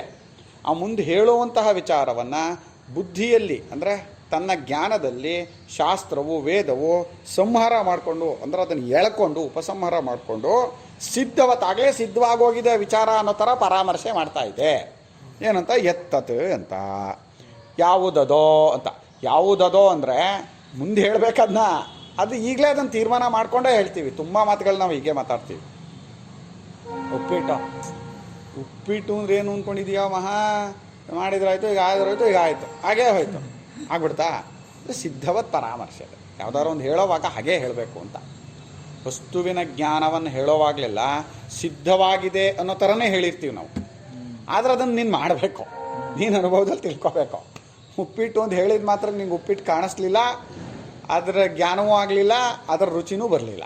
ನೀನು ಹೋಗಿ ಉಪ್ಪಿಟ್ಟು ಮಾಡ್ಕೋಬೇಕು, ತಿನ್ನಬೇಕು. ಇಲ್ಲಿ ಹೇಳೋವಾಗ ಮಾತ್ರ ಹೀಗೆ ಹೇಳಬೇಕು. ಯಾಕೆ ಅದು ಸಿದ್ಧ ವಸ್ತು ಅದು. ಅದನ್ನು ನೀನು ಒಂದಷ್ಟು ದಿನ ಉಪ್ಪಿಟ್ಟು ಮಾಡಿದ ಮೇಲೆ ಉಪ್ಪಿಟ್ಟು ಭಾವನೆ ಮಾಡಿ ಮಾಡಿ ಮಾಡಿ ಮಾಡಿ ಮಾಡಿ ನಿಂಗೆ ಉಪ್ಪಿಟ್ಟು ಜ್ಞಾನ ಆಗುತ್ತೆ, ಆಮೇಲೆ ಅದರ ರುಚಿ ಗೊತ್ತಾಗುತ್ತೆ ಅಂತ ಹೇಳೋಕ್ಕಾಗತ್ತಾ? ನೀನೇ ಉಪ್ಪಿಟ್ಟಾಗುತ್ತೆ. ಉಪ್ಪಿಟ್ಟು ಭಾವನೆಯಿಂದ ನೀನು ಉಪ್ಪಿಟ್ಟಾಗೋಗ್ತೀಯ. ನಮ್ಮ ಗುರುಗಳ ತಂದೆ ಮಕ್ಕಳೆಲ್ಲ, ಇವರೆಲ್ಲ ಮಕ್ಕಳಾಗಿದ್ದಾಗ ಪಟಾಕಿ ಪಟಾಕಿ ಅಂತ ಕೇಳೋರಂತೆ. ಗುರುಗಳ ತಂದೆ ಪಟಾಕಿ ಮೂರೊತ್ತು ಭಾವನೆ ಮಾಡಬೇಡಿ, ಮುಂದಿನ ಜನರಲ್ಲಿ ನೀವು ಪಟಾಕಿ ಹಾಕ್ತೀರಿ, ನಿಮ್ಮನ್ನು ಡಮ್ ಅಂತ ಸಿಡಿಸ್ತಾರೆ. ಅಯ್ಯೋ ನಮಗೆ ಪಟಾಕಿ ಬೇಡ. ನೀವು ಪಟಾಕಿ ಭಾವನೆಯಿಂದ ಮುಂದಿನ ಜನರಲ್ಲಿ ಪಟಾಕಿ ಹಾಕ್ತೀರಿ, ಡಮ್ ಅಂತ ನಿಮ್ಮ ಹೊತ್ತು ಸಿಡಿಸ್ತಾರೆ ಅಂತ. ಯಾವುದ್ರ ಭಾವನೆ ಮಾಡಿದ್ರು ಅದು ಆಗ್ಬಿಡ್ತೀವಿ. ಅವರು ಶ್ರೀಕಾಂತ್ ಗುರು ಜೊತೆ ವಿಶ್ವನಾಥ್ ಶಾಸ್ತ್ರಿ ಅಂತ ಅವರು ಏನನ್ನ ಕೊಟ್ಟರೆ ಯಾವುದೋ ಒಂದು ಕಲ್ಲು ಕೊಟ್ಟರೆ ನಿಮಗೆ, ನೀವು ಎಕ್ಸಾಂಪಲ್ ಅದನ್ನ ಗಣೇಶ ಅಂತ ಭಾವನೆ ಮಾಡ್ಕೊಂಡು ಪೂಜೆ ಮಾಡ್ತಾರೆ, 2 ವರ್ಷ ಆದಮೇಲೆ ಗಣೇಶ ಆಗುತ್ತೆ. ಹೌದಾ? ಏನಪ್ಪ ತುಂಬ ಜನ ಕೊಟ್ಟಿದ್ದಾರೆ ಅಂತ ಒಳ್ಳೆ ಚಿತ್ರದಲ್ಲಿ ಆಗಿದೆಯಂತೆ. ಆಗ್ಬೋದು, ಆಗಲ್ಲ ಅನ್ನಕ್ಕೆ ಬರಲ್ಲ. ನಿಜವಾಗ್ಲೂ ಭಾವನಾ ಫಲ ಇದು ಅಚಿಂತ್ಯ ಮಾತ್ರ ಆಗೋದು. ಆಗಲಿ. ಅಚಿಂತ್ಯಾ ಖಲು ಯೇ ಭಾವಾಹ ನತಾಂಸ್ ತರ್ಕೇಣ ಯೋಜಯೇತಂತ. ಯಾವುದು ಭಾವನೆಯಿಂದ ಹುಟ್ಟುವಂಥ ಫಲಗಳು ಚಿಂತನೆನೇ ಮಾಡೋಕ್ಕಾಗಲ್ವೋ, ಇವಾಗ ತರ್ಕಕ್ಕೆ ಸಿಗಲ್ವೋ, ಅವುಗಳು ತರ್ಕ ಯೋಚನೆ ಮಾಡೋಕ್ಕೆ ಹೋಗ್ಬಾರ್ದು. ಅವೆಲ್ಲ ಭಾವನೆ. ತುಂಬ ಜನಕ್ಕೆ ತುಂಬ ಭಾವನೆಗಳಾಗುತ್ತಪ್ಪ, ಖಂಡಿತ. ಗ್ರಹಣದ ದಿನ ಕೂತ್ಕೊಂಡು ಬೈತಾರಲ್ಲ ಹುಡುಗರಿಗೆ, ಯಾರೋ ಹುಡುಗ ಬಂದು ಬಿದ್ದ, ಅವರು ಜಪ ಮಾಡ್ತಿದ್ರು, ಅವ್ರ ಮೇಲೆ ಬಿತ್ತು, ಬೈದ್ರಲ್ಲ. ನಾವು ಬಂದ್ಬಿಟ್ಟಿದ್ವಲ್ಲ, ನಾವು ಇಲ್ಲಿ ಇದ್ವಲ್ಲ, ನೀವು ಮಾತ್ರ ಮಧ್ಯದಲ್ಲಿ ಇನ್ನೊಂದ್ಸಲ ಹೋದ್ರಲ್ಲ. ಸರ್ ನೀವು ನೋಡಿದ್ದು, ನಾವು ಯಾರು ಮಾತಾಡ್ತೀನಿ, ನೀವು ನೋಡಿಲ್ಲ ಅನ್ಕೊಂಡು ಇಲ್ಲ ನಾವು ಬಂದ್ಬಿಟ್ವಲ್ಲ. ಸರ್ ನೀವೇನು ನನಗೇನು ಬೇಕಾಗಿಲ್ಲ. ಎಲ್ಲರಿಗೂ ಬೇಕೇ ಬೇಕು ಅಂತಲ್ಲ, ಹುಡುಗ ಶಕ್ತಿ ಇದೆ ಅಂತ ಇರುತ್ತೆ, ಇಲ್ಲ ಅಂತಿಲ್ಲ. ಈ ಪ್ರಪಂಚ ತುಂಬ ವೈಚಿತ್ರ್ಯದಿಂದ ಕೂಡಿರೋದ್ರಿಂದ ಅಸ್ಥಿವೀರ್ಯಂ ನರೇ ಅಂತ ಪ್ರತಿಯೊಬ್ಬ ಮನುಷ್ಯನಲ್ಲೂ ಏನೋ ಒಂದು ವಿಶೇಷ ಇದ್ದೇ ಇರುತ್ತೆ. ಯಾರು ತಿರಸ್ಕಾರ ಮಾಡೋವಂಥ ಒಂದು ವಸ್ತುನೇ ಇಲ್ಲ ಪ್ರಪಂಚದಲ್ಲಿ. ಅವನು ಏನಕ್ಕೂ ಬೇಡ ಅನ್ನೋಂಥ ಒಂದು ವ್ಯಕ್ತಿ ಇರಲ್ಲ. ಪ್ರತಿಯೊಬ್ಬ ವ್ಯಕ್ತಿಯಲ್ಲೂ ಏನಾದರೂ ಒಂದು ವಿಶೇಷ ಇದ್ದೇ ಇರುತ್ತೆ. ಯಾಕೆಂದರೆ ಪರಮಾತ್ಮನೇ ಅಲ್ಲಿ ಜೀವನಾಗಿ ತೋರ್ಕೋತಾ ಇರೋದ್ರಿಂದ ಆ ಉಪಾಧಿಯ ಗುಣಗಳಿಂದ ಮುಚ್ಕೊಂಡಿರ್ಬೋದು, ಆದರೂ ಅವನ ಶಕ್ತಿ ಹೋಗಿರಲ್ಲಪ್ಪ. ನೀವು ಏನೇನೇ ಮಾಡಿದ್ರು ಅಗ್ನಿಯನ್ನು ಎಂಥ ಕಂಟೈನರಲ್ಲಿ ಹಾಕಿ ಇಟ್ಟರು ಅಗ್ನಿನ ಅವನ ಶಕ್ತಿ ಹೋಗಿರುತ್ತೆ, ಅದನ್ನೇ ಕೊಡೋಕ್ಕೆ ಶುರುವಾಗಿರುತ್ತೆ ಅದೇನೆ ಅಲ್ವಾ? ಹಾಗೆ ಪರಮಾತ್ಮ ಜೀವರೂಪದಿಂದ ತೋರ್ಕೋತಾ ಇರೋದ್ರಿಂದ ಪ್ರತಿಯೊಬ್ಬನಲ್ಲೂ ಏನಾದ್ರು ಒಂದು ಶಕ್ತಿ ಇರುತ್ತೆ. ಅದನ್ನು ಬೆಳೆಸ್ಕೊಂಡು ಅದರಿಂದಲೇ ಪರಮಾತ್ಮನ ಸಂಪೂರ್ಣ ಇದನ್ನು ಪಡ್ಕೋಬೋದು. ಅವನು ತನಗೆ ಯಾವ ವಿಶೇಷ ಇದೆ, ಕೆಲವ್ರಿಗೆ ಸಹಜವಾಗಿ ಇನ್ನೊಬ್ರಿಗೆ ಸಹಾಯ ಮಾಡೋ ಬುದ್ಧಿ ಇರುತ್ತೆ, ಕೆಲವ್ರಿಗೆ ಸಹಜವಾಗಿ ಸಮಾಧಾನ ಇದ್ಬಿಡುತ್ತೆ, ಕೆಲವ್ರಿಗೆ ಸಹಜವಾಗಿ ದೇವತಾದಿ ಜಪಗಳನ್ನು ಚೆನ್ನಾಗಿ ಮಾಡಬೇಕು. ಒಬ್ಬೊಬ್ರಿಗೆ ಒಂದೊಂದು ಇರುತ್ತಪ್ಪ. ಕೆಲವ್ರಿಗೆ ಎಷ್ಟು ಸಮಾಧಾನ ಇರುತ್ತೆ ಅಂದರೆ ಆಶ್ಚರ್ಯ ಆಗುತ್ತೆ. ಸುಮ್ಮನೆ ಇರ್ತಾರೆ ಅವರು. ನಮ್ಮ ಅಪ್ಪ ಇರ್ತಾರಲ್ಲ, ಸುಮ್ಮನೆ ಇರ್ತಾರೆ, ನೀನು ತಲೆ ಕೆಡಿಸ್ಬಾರ್ದು, ಸುಮ್ಮನೆ ಇರ್ತಾರೆ. ಹಾಗೇನೆ ಭಾರಿ ಕಷ್ಟ. ಎಷ್ಟ ಸಮಯದಲ್ಲಿ ಅಂದರೆ ನಮ್ಮ ತಂಗಿ ಮದುವೆ, ಇಲ್ಲೇ ಮದುವೆ ಆಗಿದ್ದು ಕನಿಕಾ ಪರಮೇಶ್ವರಿ ದೇವಸ್ಥಾನದಲ್ಲಿ. ಯಾರೋ ಒಬ್ಬರು ಒಂದು 75,000 ಏನೋ ಕೊಡ್ತೀವಿ ಅಂದಿದ್ರು. ಲಾಸ್ಟಲ್ಲಿ ಬಂದು ಕೊಡಲ್ಲ ಅಂತ, ದುಡ್ಡಿಲ್ಲ. ಆ ಒಂದು 89,000 ರೂಪಾಯಿ ಆಗಬೇಕಿತ್ತು. ಅಂದರೆ ಈ ಚೌಲ್ಟ್ರಿ ಕಟ್ಟೋದಕ್ಕೆ, ಮತ್ತು ಇವನು ಓಲ್ಗದವ್ರಿಗೆ ಕೊಡೋದಕ್ಕೆ, ಆಮೇಲೆ ಅಡುಗೆಯವ್ರಿಗೆ ಕೊಡೋಕ್ಕೆ ಅಷ್ಟು ಬೇಕಿತ್ತು. ಕರೆಕ್ಟಾಗಿ 1,00,000 ರೂಪಾಯಿ ಏನೋ ಬೇಕಿತ್ತಾಗ. ಅವರೊಂದು 80,000 ಏನೋ ಕೊಡ್ತೀವಿ ಅಂದಿದ್ರು. ಲಾಸ್ಟಲ್ಲಿ ಬಂದು ಇಲ್ಲ ಅಂತ. ಎಷ್ಟು? ಮಧ್ಯಾಹ್ನ 2:30 ನಮ್ಮ ಅಪ್ಪ ಸುಮ್ಮನೆ ಕೂತಿದ್ರು. ಅಪ್ಪ ಏನಪ್ಪ ಮಾಡೋದೀಗ ಅಂದರೆ, ನಾನು ಇನ್ನೂ 5:30ವರೆಗೆ ಇದೆಯಲ್ಲ, ನೋಡೋಣ ತಡಿ ಚೌಟ್ರಿ. ಆ ಟೈಮಲ್ಲಿ ಅಷ್ಟು ಸಮಾಧಾನ ಯಜಮಾನಂಗೆ ಇರೋದು ಭಾರಿ ಕಷ್ಟ. ಎಷ್ಟು ಟೆನ್ಷನ್ ಆಗಿಬಿಡುತ್ತೆ ಅಂದರೆ ಆರಾಮಾಗಿದ್ರು. ಆಮೇಲೆ ಇನ್ಯಾರೋ ತಗೊಂಬಂದರು ಕೊಟ್ಟರು ಭಗವಂತ ನಡೆಸ್ತಾ. ಅದೇ ಆ ಸಮಾಧಾನ ಆ ಟೈಮಲ್ಲಿ ಇರಬೇಕಲ್ಲ, ಭಾರಿ ಕಷ್ಟ. ವಿಲ ವಿಲ ವಿಲ ವಿಲ ವಿಲ ಒದ್ದಾಡ್ಬಿಡುತ್ತೆ. ಅವ್ರನ್ನೂ ಏನು ಬೈಲಿಲ್ಲ ನಮ್ಮಪ್ಪ, ಕೊಡ್ತೀನಿ ಇದ್ದಿದ್ರು ಪಾಪ ಏನೋ ಆಗಲಿಲ್ವಂತೆ. ಭಾರಿ ಕಷ್ಟ ಅದು ಆ ಥರ. ಆದರೆ ನಮ್ಮಪ್ಪಂಗೆ ಇನ್ಯಾವುದೋ ಕ್ಷಣದಲ್ಲಿ ಇದಾಗ್ಬೋದು, ಅದು ಬೇರೆ ವಿಷಯ. ಯಾಕೆಂದರೆ ತತ್ವಜ್ಞಾನದ ಪ್ರಯತ್ನದಿಂದ ಏನು ಬಂದಿದ್ದಲ್ಲ, ಅದು ಸಹಜವಾಗಿ ಒಬ್ಬೊಬ್ಬರಿಗೆ ಬಂದುಬಿಟ್ಟಿರುತ್ತೆ. ಕೆಲವೊಂದು ತುಂಬ ಜನಕ್ಕೆ ತುಂಬ ಇರುತ್ತೆ. ಅದು ಇನ್ಫ್ಯಾಕ್ಟ್ ರಕ್ತಗತನೂ ಇರಲ್ಲ. ಇರಲ್ಲ ಇರಲ್ಲ ಇರಲ್ಲ ಇಲ್ಲ. ಆ ವ್ಯಕ್ತಿಗೆ ವಿಶೇಷ ಅಷ್ಟೇ. ಅದು ಅವನ ಪೂರ್ವಾರ್ಜಿತ ಸಂಸ್ಕಾರಗಳದು. ಪೂರ್ವಾರ್ಜಿತ ಸಂಸ್ಕಾರಗಳಿಂದ ಅವನಿಗೆ ಹಾಗಿರುತ್ತೆ ಆ ವಿಷಯ. ಹಾಗೆ ನೋಡಿದರೂ ಪ್ರತಿಯೊಬ್ಬರಲ್ಲೂ ಏನಾದ್ರು ಒಂದು ಒಳ್ಳೆಯ ಗುಣ ಹುಡುಕ್ಲೇಬೋದು ನಾವು. ಆ ಒಳ್ಳೆಯ ಗುಣವನ್ನು ಇಟ್ಕೊಂಡವನು ಅದು ಪರಮಾತ್ಮನ ಗುಣ. ಅದು ಈ ಕೆಟ್ಟ ಗುಣಗಳು ಅಂತ ಏನು ತೋರ್ತಾ ಇದೆ, ಇದು ಬರೀ ಉಪಾಧಿಗೆ ಮಾತ್ರ ಸೇರಿದ್ದು. ಅದಕ್ಕೆ ಶ್ರೀರಾಮಚಂದ್ರ ರಾವಣ ಅನ್ನೋದು ಸತ್ತ ಮೇಲೆ ಅದು ಉಪಾಧಿಗೆ ಸೇರಿದ್ದು, ಮುಗೀತದಿನ್ನು. ಅದನ್ನು ನೀನು ದ್ವೇಷ ಮಾಡಬಾರ್ದಿನ್ನು, ಮುಗೀತು. ಏನೋ ಯಾರನ್ನು ದ್ವೇಷ ಮಾಡ್ತೀಯ ನೀನು? ಆ ಕೆಟ್ಟ ಗುಣಗಳೆಲ್ಲ ಇದ್ದಿದ್ದು ಉಪಾಧಿಗೆ. ಆ ಜೀವನಲ್ಲ ಕೆಟ್ಟ ಗುಣಗಳು ಇರೋದೇ ಇಲ್ಲ. ಆದರೆ ಜೀವ ಮುಂದಿನ ಜನ್ಮಕ್ಕೆ ಹೋಗೋವಾಗ ಮತ್ತೆ ಹೇಗೆ ಜನ್ಮ ತಗೋತಾನೆ ಅಂದರೆ, ಈ ಕೆಟ್ಟ ಗುಣಗಳೆಲ್ಲ ಮಾಡಿ ಮಾಡಿ ಮಾಡಿ ಮಾಡಿ ಕೆಟ್ಟ ಕೆಲಸ ಮಾಡಿ ಮಾಡಿ ಮನಸ್ಸಿನಲ್ಲಿ ಶೇಖರವಾಗಿರುತ್ತೆ ಅದು ವಾಸನೆ. ಆ ಮನಸ್ಸನ್ನು ಎತ್ಕೊಂಡು ಹೋಗ್ತಾನೆ ಅವನು. ಜೀವ ಯಾವಾಗಲೂ ಕೆಟ್ಟ ಗುಣಗಳ ಜೊತೆ ಸೇರ್ಕೊಂಡಿಲ್ಲ. ಆ ಮನಸ್ಸೇ ಕೆಟ್ಟ ಹೋಗೋದು, ಒಳ್ಳೇದಾಗೋದು ಮನಸ್ಸೇ, ಕೆಟ್ಟಾಗೋದು ಮನಸ್ಸೇ. ಆ ಮನಸ್ಸಿನಿಂದ ಅವನಿಗೆ ಮತ್ತೆ ಉಪಾಧಿಗಳಲ್ಲಿ ಅದೇ ತೋರ್ಕೊಳ್ಳೋಕೆ ಶುರುವಾಗುತ್ತೆ. ಅದರಿಂದ ಅದು ಮಾಡಬೇಡಿ ಕೆಟ್ಟ ಕೆಲಸಗಳನ್ನು ಮಾಡಬೇಡಿ. ಒಂದೇ ಅದು ಎಂಥ ಟೇಪ್ ರೆಕಾರ್ಡ್ರು ಅಂದರೆ ಅದು ಮನಸ್ಸು, ಡಿಸ್ಕು ಅಂದರೆ ನೀವು ಏನು ಭಾವನೆ ಮಾಡಿದ್ರು ಅದ್ರಲ್ಲಿ ಹೋಗಿ ಉಳ್ಕೊಳತ್ತೆ, ಏನು ತಿಂದರೂ ಅದ್ರಲ್ಲಿ ಹೋಗಿ ಉಳ್ಕೊಳತ್ತೆ ವಾಸನೆ. ಭಾರಿ ಆಶ್ಚರ್ಯ. ಸುಮ್ಮನೆ ಕೂತ್ಕೊಂಡು ಯೋಚನೆ ಮಾಡಿ, ದೋಸೆ ಅಂದ ತಕ್ಷಣ ದೋಸೆಯ ಆಕಾರ, ದೋಸೆ ವಾಸನೆ, ದೋಸೆ ರುಚಿ ಎಲ್ಲ ಬರೋಕ್ಕೆ ಶುರುವಾಯಿತು. ಎಲ್ಲದಪ್ಪ ದೋಸೆ ಇದೆಯೇನಪ್ಪ ಈಗ? ಎಲ್ಲಿಂದ ಬರ್ತಾ ಇದೆ? ಅಲ್ಲಿದೆ. ಅದಕ್ಕೆ ಮನಸ್ಸು ಭಾರಿ ಡೇಂಜರ್. ಅದು ನಾವು ಯಾವ್ಯಾವ ರೀತಿ ಚಿಂತನೆ ಮಾಡ್ತೀವೋ, ಯಾವ್ಯಾವ ಮಾತು ಹೇಳ್ತೀವೋ ಎಲ್ಲದೂ ಒಳಕೋಗಿ ಶೇಖರಣೆ ಆಗ್ಬಿಟ್ಟಿರುತ್ತೆ. ಇನ್ಯಾವತ್ತೋ ಸುಮ್ಮನೆ ಎಲ್ಲೋ ಕೂತಿದಾಗ ಎದ್ಕೊಳ್ಳೋಕೆ ಶುರುವಾಗುತ್ತೆ ಅದು. ಅದಕ್ಕೆ ಮನಸ್ಸನ್ನು ತೊಳೆಯೋದೇ ಈ ಸಾಧನಗಳು. ನಮ್ಮ ಎಲ್ಲ ಸಾಧನಗಳು, ಕರ್ಮಗಳು, ಭಜನೆ, ಜಪ, ಧ್ಯಾನ, ಕರ್ಮ, ಪೂಜೆ ಎಲ್ಲದೂ ಕೂಡ ನಮ್ಮ ಮನಸ್ಸನ್ನು ತೊಳೆಯೋದಕ್ಕೆ. ಮನಸ್ಸನ್ನು ಶುದ್ಧ ಮಾಡ್ಕೋಬೇಕು. ಮನಸ್ಸಿನಲ್ಲಿ ಯಾವ ವಾಸನೆಗಳನ್ನು ಇಟ್ಕೊಂಡು ಮುಂದಕ್ಕೆ ಹೋಗಬಾರ್ದಿನ್ನು. ಎಷ್ಟು ಒಳ್ಳೆಯ ವಾಸನೆಗಳಿರುತ್ತೋ ಅಷ್ಟು ಒಳ್ಳೆಯದು. ಅಂತ ಒಳ್ಳೊಳ್ಳೆ ಜನ್ಮಗಳು ಬರುತ್ತೆ. ಆ ಒಳ್ಳೊಳ್ಳೆ ಜನ್ಮ ಬಂದಾಗ ಉಪಾಧಿನೂ ಚೆನ್ನಾಗಿರುತ್ತಲ್ಲ, ಅದಕ್ಕೆ ತಕ್ಕನಾಗೆ ಸಾಧನಗಳನ್ನು ಮಾಡಿ ಅದರಿಂದ ಮೇಲ್ಮಟ್ಟಕ್ಕೆ ಹೋಗೋದಕ್ಕೆ ಅನುಕೂಲ ಆಗುತ್ತೆ. ಕೆಳ ಜನ್ಮ ಬಂದಾಗ ಉಪಾಧಿಲಿ ಶಕ್ತಿನೇ ಇರಲ್ಲ, ತಡ್ಕೊಳ್ಳೋದೇ ಇಲ್ಲ. ಏನೂ ತಡ್ಕೊಳ್ಳದೆ ಇರೋವಾಗ ಏನು ಅನುಷ್ಠಾನ ಮಾಡ್ತಾನೆ, ಏನು ಒಳ್ಳೆ ಕೆಲಸಗಳನ್ನು ಮಾಡ್ತಾನೆ, ಮಾಡೋಕ್ಕೆ ಆಗಲ್ಲ. ಅದನ್ನ ಉಪಾಧಿ ಚೆನ್ನಾಗಿರಬೇಕು, ಬಲಿಷ್ಠವಾಗಿರಬೇಕು. ಅದಕ್ಕೆ ಪುಣ್ಯ ಇರಬೇಕು, ಪುಣ್ಯ ಮಾಡಬೇಕು, ಶಾಸ್ತ್ರೋಕ್ತ ಅನುಷ್ಠಾನಗಳನ್ನು ಇಟ್ಕೊಂಡಿರಬೇಕು. ಅದ್ರೇಶ್ಯಂ ಬುದ್ಧೌ ಸಂಹೃತ್ಯ ಅಂತ ಅದು ಹೇಳ್ತಿದ್ವಿ. ಬುದ್ಧಿಯಲ್ಲಿ ಉಪಸಂಹಾರ ಮಾಡಿಕೊಂಡು ಅಂದರೆ ಹತ್ತಿರ ಮಾಡಿಕೊಂಡು ಸಿದ್ಧವಾಗಿರುವಂತೆಯೇ ಪರಾಮರ್ಶೆ ಮಾಡ್ತಾ ಇದೆ. ಎತ್ತತ್ ಅಂತ ಅದ್ರೇಶ್ಯಂ ಅದೃಶ್ಯಂ. ಅದ್ರೇಶ್ಯ ಅನ್ನೋದಕ್ಕೆ ವೇದದಲ್ಲಿ ಹೇಳಿಬಿಡುತ್ತೆ ಶಬ್ದವನ್ನು. ಅದನ್ನು ನಾವು ಅರ್ಥ ಮಾಡ್ಕೊಳ್ಳೋವಾಗ ಹೀಗೆ ಅರ್ಥ ಮಾಡ್ಕೋಬೇಕು. ಅದ್ರೇಶ್ಯ ಅಂತಲ್ಲಿದ್ದರೂ ಕೂಡ ಅದೃಶ್ಯ ಅಂತ. ಅದೃಶ್ಯ ಅಂದ್ರೇನು? ಇಂದ್ರಿಯಗಳಿಗೆ ವಿಷಯವಲ್ಲ, ಕಾಣುವಂಥದ್ದಲ್ಲ ಅಂತ. ಕಾಣುವಂಥದ್ದಲ್ಲ ಅಂದರೆ ಬರೀ ಕಣ್ಣಿಗಲ್ಲ, ಯಾವ ಇಂದ್ರಿಯಕ್ಕೂ, ಜ್ಞಾನೇಂದ್ರಿಯಗಳು ಯಾವುದಕ್ಕೂ ವಿಷಯವಲ್ಲ ಅಂತ ಅದೃಶ್ಯ ಅನ್ನೋವಾಗ. ಸರ್ವೇಷಾಂ ಬುದ್ಧೀಂದ್ರಿಯಾಣಾಂ ಅಗಮ್ಯಂ ಇತ್ಯೇತತ್. ಎಲ್ಲ ಬುದ್ಧೀಂದ್ರಿಯಗಳಿಗೂ, ಬುದ್ಧೀಂದ್ರಿಯಗಳು ಅಂದ್ರೇನೋ ಜ್ಞಾನೇಂದ್ರಿಯಗಳು, ಸೆನ್ಸ್ ಆರ್ಗನ್ಸ್, ಅವುಗಳೆಲ್ಲದಕ್ಕೂ ಕೂಡ ಇದು ಅಗಮ್ಯವಾದದ್ದು, ಸಿಕ್ಕಿ ಹಾಕಿಕೊಳ್ಳದೇ ಇರುವಂಥದ್ದು. ಗಮ್ಯ ಅಂದ್ರೇನೋ ಗಂತುಂ ಯೋಗ್ಯಂ ಗಮ್ಯಂ, ಹೋಗಿ ಪಡೆಯಲು ಸಾಧ್ಯವಾದದ್ದು, ತಿಳಿದುಕೊಳ್ಳಲು ಸಾಧ್ಯವಾದದ್ದು ಗಮ್ಯ. ನ ಗಮ್ಯಂ ಅಗಮ್ಯಂ, ತಿಳಿದುಕೊಳ್ಳಲು ಸಾಧ್ಯವಾಗದೇ ಇರುವಂಥದ್ದು. ದೃಶೇಹೇ ಬಹಿಃಪ್ರವೃತ್ತಸ್ಯ ಪಂಚೇಂದ್ರಿಯದ್ವಾರಕತ್ವಾತ್. ಹೊರಗೆ ದೃಕ್ ಅಂದರೆ ದೃಶಿ ಅಂದರೆ ಅರಿವು. ಅರಿವು ಹೊರಗೆ ಪ್ರವೃತ್ತವಾದಾಗ ಅದಕ್ಕೆ 5 ಇಂದ್ರಿಯಗಳೇ ದ್ವಾರ, ಇನ್ಯಾವ ಇಂದ್ರಿಯವೂ ಇಲ್ಲ. ಅದು 5 ಇಂದ್ರಿಯಗಳನ್ನು ಬಿಟ್ಟರೆ ನಿಮಗೆ ಜ್ಞಾನ ಆಗೋದಕ್ಕೆ ಇನ್ನೊಂದು ಜಾಗ ಇಲ್ಲ ಇಲ್ಲಿ ಈ ಉಪಾಧಿಯಲ್ಲಿ. ಆದರೆ ಆ 5 ಇಂದ್ರಿಯಗಳಿಗೂ ಇದು ಸಿಗದೇ ಇರುವಂಥದ್ದು. ಇಂದ್ರಿಯಗಳಿಗೆ ಆಮೇಲೆ ಇನ್ನದೇನು ಅಂದರೆ 5 ಇಂದ್ರಿಯಗಳು ಆ ಒಂದು ತತ್ವವನ್ನೇ ಖಂಡವಾಗಿ ತಿಳಿಸ್ತಾ ಇದೆ. ಕಣ್ಣು ರೂಪ ಪ್ರಪಂಚವನ್ನು ತಿಳಿಸುತ್ತೆ, ಅದೇ ಪರಮಾತ್ಮನನ್ನೇ ರೂಪವಾಗಿ ತಿಳಿಸುತ್ತೆ, ಪರಿಚ್ಛಿನ್ನವಾಗಿ ತಿಳಿಸುತ್ತೆ. ಎರಡು ಪ್ರಾಬ್ಲಮ್ ಇದರಲ್ಲಿ. ಒಂದು, ಪರಮಾತ್ಮನಿಗೆ ರೂಪ ಇಲ್ಲ. ಆದರೆ ಈ ಕಣ್ಣು ತೋರಿಸುವಾಗ ಅದೇ ಪರಮಾತ್ಮನೇ ಆಕಾರವಾಗಿ ಬಣ್ಣವಾಗಿ ತೋರಿಸುತ್ತೆ ಮತ್ತು ಪರಿಚ್ಛಿನ್ನವಾಗಿ ತೋರಿಸುತ್ತೆ. ಈಗ ರೂಪ ಪ್ರಪಂಚವಷ್ಟೇ ಪ್ರಪಂಚವಾ? ಇಲ್ಲ. ಪ್ರಪಂಚದಲ್ಲಿ ಇದು ಇಷ್ಟೇನಾ?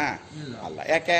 ಶಬ್ದ ಪ್ರಪಂಚ ಬೇರೆ ಇದೆ, ವಾಸನಾ ಪ್ರಪಂಚ ಬೇರೆ ಇದೆ, ರುಚಿ ಅನ್ನೋ ಪ್ರಪಂಚ ಬೇರೆ ಇದೆ, ಸ್ಪರ್ಶ ಪ್ರಪಂಚ ಬೇರೆ ಇದೆ. ಈಗ ಕಣ್ಣು ತಿಳಿಸ್ಕೊಡೋವಾಗ ಅದೇ ಪರಮಾತ್ಮನ್ನೇ ರೂಪ ಇಲ್ಲದೆ ಇರೋನಿಗೆ ರೂಪ ಕೊಡ್ತು, ಮತ್ತು ರೂಪದಲ್ಲೂ ಪರಿಚ್ಛಿನ್ನ ಮಾಡಿಟ್ಬಿಡ್ತು. ಆಕಾರ ಇಷ್ಟಿಷ್ಟೇ ಇಷ್ಟಿಷ್ಟೇ. ಇದು ಪರಮಾತ್ಮನೇ, ಪರಮಾತ್ಮನ ಅಲ್ಲದೆ ಅಲ್ಲ ಇದು. ಆದರೆ ಪರಮಾತ್ಮನ ಪೂರ್ಣ ರೂಪ ಇದು ತಿಳಿಸ್ಕೊಡಲ್ಲ. ಸರಿ, ಕಿವಿ ಏನೋ ತಿಳಿಸ್ಕೊಡುತ್ತೆ, ಶಬ್ದ ಪ್ರಪಂಚ. ಅದು ಅಷ್ಟೇ, ಅಶಬ್ದಂ ಅಂತ ಇಲ್ಲಿ ಬರುತ್ತೆ. ಶಬ್ದವಿಲ್ಲದೆ ಇರೋ ಪರಮಾತ್ಮನ ಶಬ್ದವಾಗಿ ತೋರಿಸ್ತಾ ಇದೆ. ಶಬ್ದವಾಗಿ ತೋರಿಸುತ್ತೆ, ಪರಿಚ್ಛಿನ್ನವಾಗಿ ತೋರಿಸುತ್ತೆ. ಈ ಎಲ್ಲ ಇಂದ್ರಿಯಗಳು ಹೀಗೆ ತೋರಿಸಿ ತೋರಿಸಿ ತೋರಿಸಿ ತೋರಿಸಿ ಎಲ್ಲವೂ ಪರಿಚ್ಛಿನ್ನವಾಗಿ ತೋರಿಸೋದ್ರಿಂದ ಮನಸ್ಸಿಗೆ ಹೋದಾಗ ಎಲ್ಲೂ ಪರಿಚ್ಛಿನ್ನವಾಗೇ ಉಳ್ಕೋತಾ ಇದೆಯೇ ಹೊರತು ಪೂರ್ಣತೆ ಬರ್ತಾನೇ ಇಲ್ಲ. ಅದರಿಂದ ಇಂದ್ರಿಯಗಳಿಂದ ಪರಮಾತ್ಮನ ತಿಳ್ಕೊತೀನಿ ಅನ್ನೋ ಬುದ್ಧಿನೇ ಬಿಟ್ಬಿಡ್ಬೇಕೀಗ. ಇವುಗಳಿಗೆ ತಿಳಿಸ್ಕೊಡೋ ಶಕ್ತಿ ಇಲ್ಲ. ಇನ್ನೊಂದೇನು ಅಂದರೆ, ಇದು ಏನು ತಿಳಿಸ್ಕೊಡುತ್ತೋ ಅದನ್ನು ಇದನ್ನು ಕನೆಕ್ಟೇ ಮಾಡೋಕ್ಕಾಗಲ್ಲ. ನೀವು ರೂಪವನ್ನು ಶಬ್ದವನ್ನು ಸೇರ್ಸೋಕ್ಕೆ ಆಗಲ್ಲ. ರೂಪ ಉಳ್ಕೊಂಡಿರುತ್ತೆ, ಶಬ್ದವಾಗಿ ಉಳ್ಕೊಂಡಿರುತ್ತೆ. ಎಷ್ಟು ಕಷ್ಟ ಅಲ್ವಾ? ಭಾರಿ ಕಷ್ಟ ಇದು. ಅದಕ್ಕೇ ಆ ಪರಮಾತ್ಮನನ್ನೇ ಖಂಡವಾಗಿ ಇವು ತಿಳಿಸಿಕೊಟ್ಟು ನಮಗೆ ತಪ್ಪು ತಿಳುವಳಿಕೆ ಉಂಟು ಮಾಡ್ತಾಯಿದೆ. ಅದಾದ್ರಿಂದಲೇ ಇಂದ್ರಿಯಗಳಿಂದ ತಿಳ್ಕೊಳ್ಳೋ ಬುದ್ಧಿ ಬಿಟ್ಬಿಡಿ ಪರಮಾತ್ಮನನ್ನು ಅಂತ ಮೊದಲು ಉಪದೇಶ ಮಾಡಬೇಕು. ಹಾಗೆ ಉಪದೇಶ ಮಾಡಿದಾಗ ಮೊದಲು ನಮಗೆ ಇಂದ್ರಿಯಗಳಿಂದ ಏನು ತಿಳುವಳಿಕೆ ಬರ್ತಾ ಇದೆಯೋ ಇದಿಷ್ಟೇ ಪರಮಾತ್ಮನಲ್ಲ ಅಂತ ಒಂದು ತಿಳುವಳಿಕೆ, ಇಂದ್ರಿಯಗಳಿಗೆ ಪರಮಾತ್ಮನ ತಿಳಿಸ್ಕೊಡೋಕೆ ಆಗಲ್ಲ ಅನ್ನೋದು ಒಂದು ತಿಳುವಳಿಕೆ. ಎರಡೂ ಬೇಕು. ಇದಿಷ್ಟೇ ಪರಮಾತ್ಮನಲ್ಲ, ಆಮೇಲೆ ಇವುಗಳಿಗೆ ತಿಳಿಸ್ಕೊಡೋ ಶಕ್ತಿನೂ ಇಲ್ಲ, ಇವು ತಿಳಿಸ್ಕೊಡ್ಬೇಕಾಗೂ ಇಲ್ಲ ನನಗೆ. ಅದು ಹಾಗೆ ಅದಕ್ಕೋಸ್ಕರ ಬಹಿಃಪ್ರವೃತ್ತಸ್ಯ ದೃಶೇ ಹೊರಗಡೆ ಹೊರಟಂತಹ ದೃಕ್ ಅಂದರೆ ಅರಿವಿಗೆ 5 ದ್ವಾರವಿದೆ. ಆ 5 ದ್ವಾರದಿಂದಲೇ ಅದು ಜ್ಞಾನ ಅಂತ ಆಗೋದು. ನೀವು ಯಾವುದಾದರೂ ಒಂದು ಜ್ಞಾನ ಆಗಬೇಕು ಅಂದರೆ ನೀವು 5 ದ್ವಾರಗಳನ್ನೇ ಇಟ್ಕೋಬೇಕು. ಅಂತಹ ಜ್ಞಾನದಿಂದ ಪರಿಪೂರ್ಣತೆ ಸಿದ್ಧವಾಗಲ್ಲ. ಪರಮಾತ್ಮನ ನಿಜ ಸ್ವರೂಪ ಈ 5 ಇಂದ್ರಿಯಗಳಿಂದ ಬರ್ತಾ ಇರೋದನ್ನು ಸೇರಿಸ್ಕೊಂಡು ಅದಕ್ಕಿಂತಲೂ ಹೆಚ್ಚಾಗಿದೆ. ಅದೆಲ್ಲದಕ್ಕೂ ಸಾಕ್ಷಿಯಾಗಿದೆ. ಆಮೇಲೆ ಎಲ್ಲ ಇಂದ್ರಿಯಗಳು ಜ್ಞಾನ ಅಂತ ನಾವು ಅಂತ ಇದ್ದೀವಿ, ಆದರೆ ಇವುಗಳು ಚಿತ್ರ ಮಾತ್ರ ಕೊಡೋಕ್ಕೆ ಸಾಧ್ಯವೇ ಹೊರತು ಜ್ಞಾನ ಅನ್ನೋದು ಒಳಗಿಂದಲೇ ಬರಬೇಕು. ಮತ್ತೆ ಎಂಥ ಕಣ್ಣಿದ್ರು ಎಂಥ ಕಿವಿ ಇದ್ರು ಕೋಮಾದಲ್ಲಿರೋನಿಗೆ ಜ್ಞಾನ ಆಗಲ್ಲ. ಯಾಕಾಗಲ್ಲ?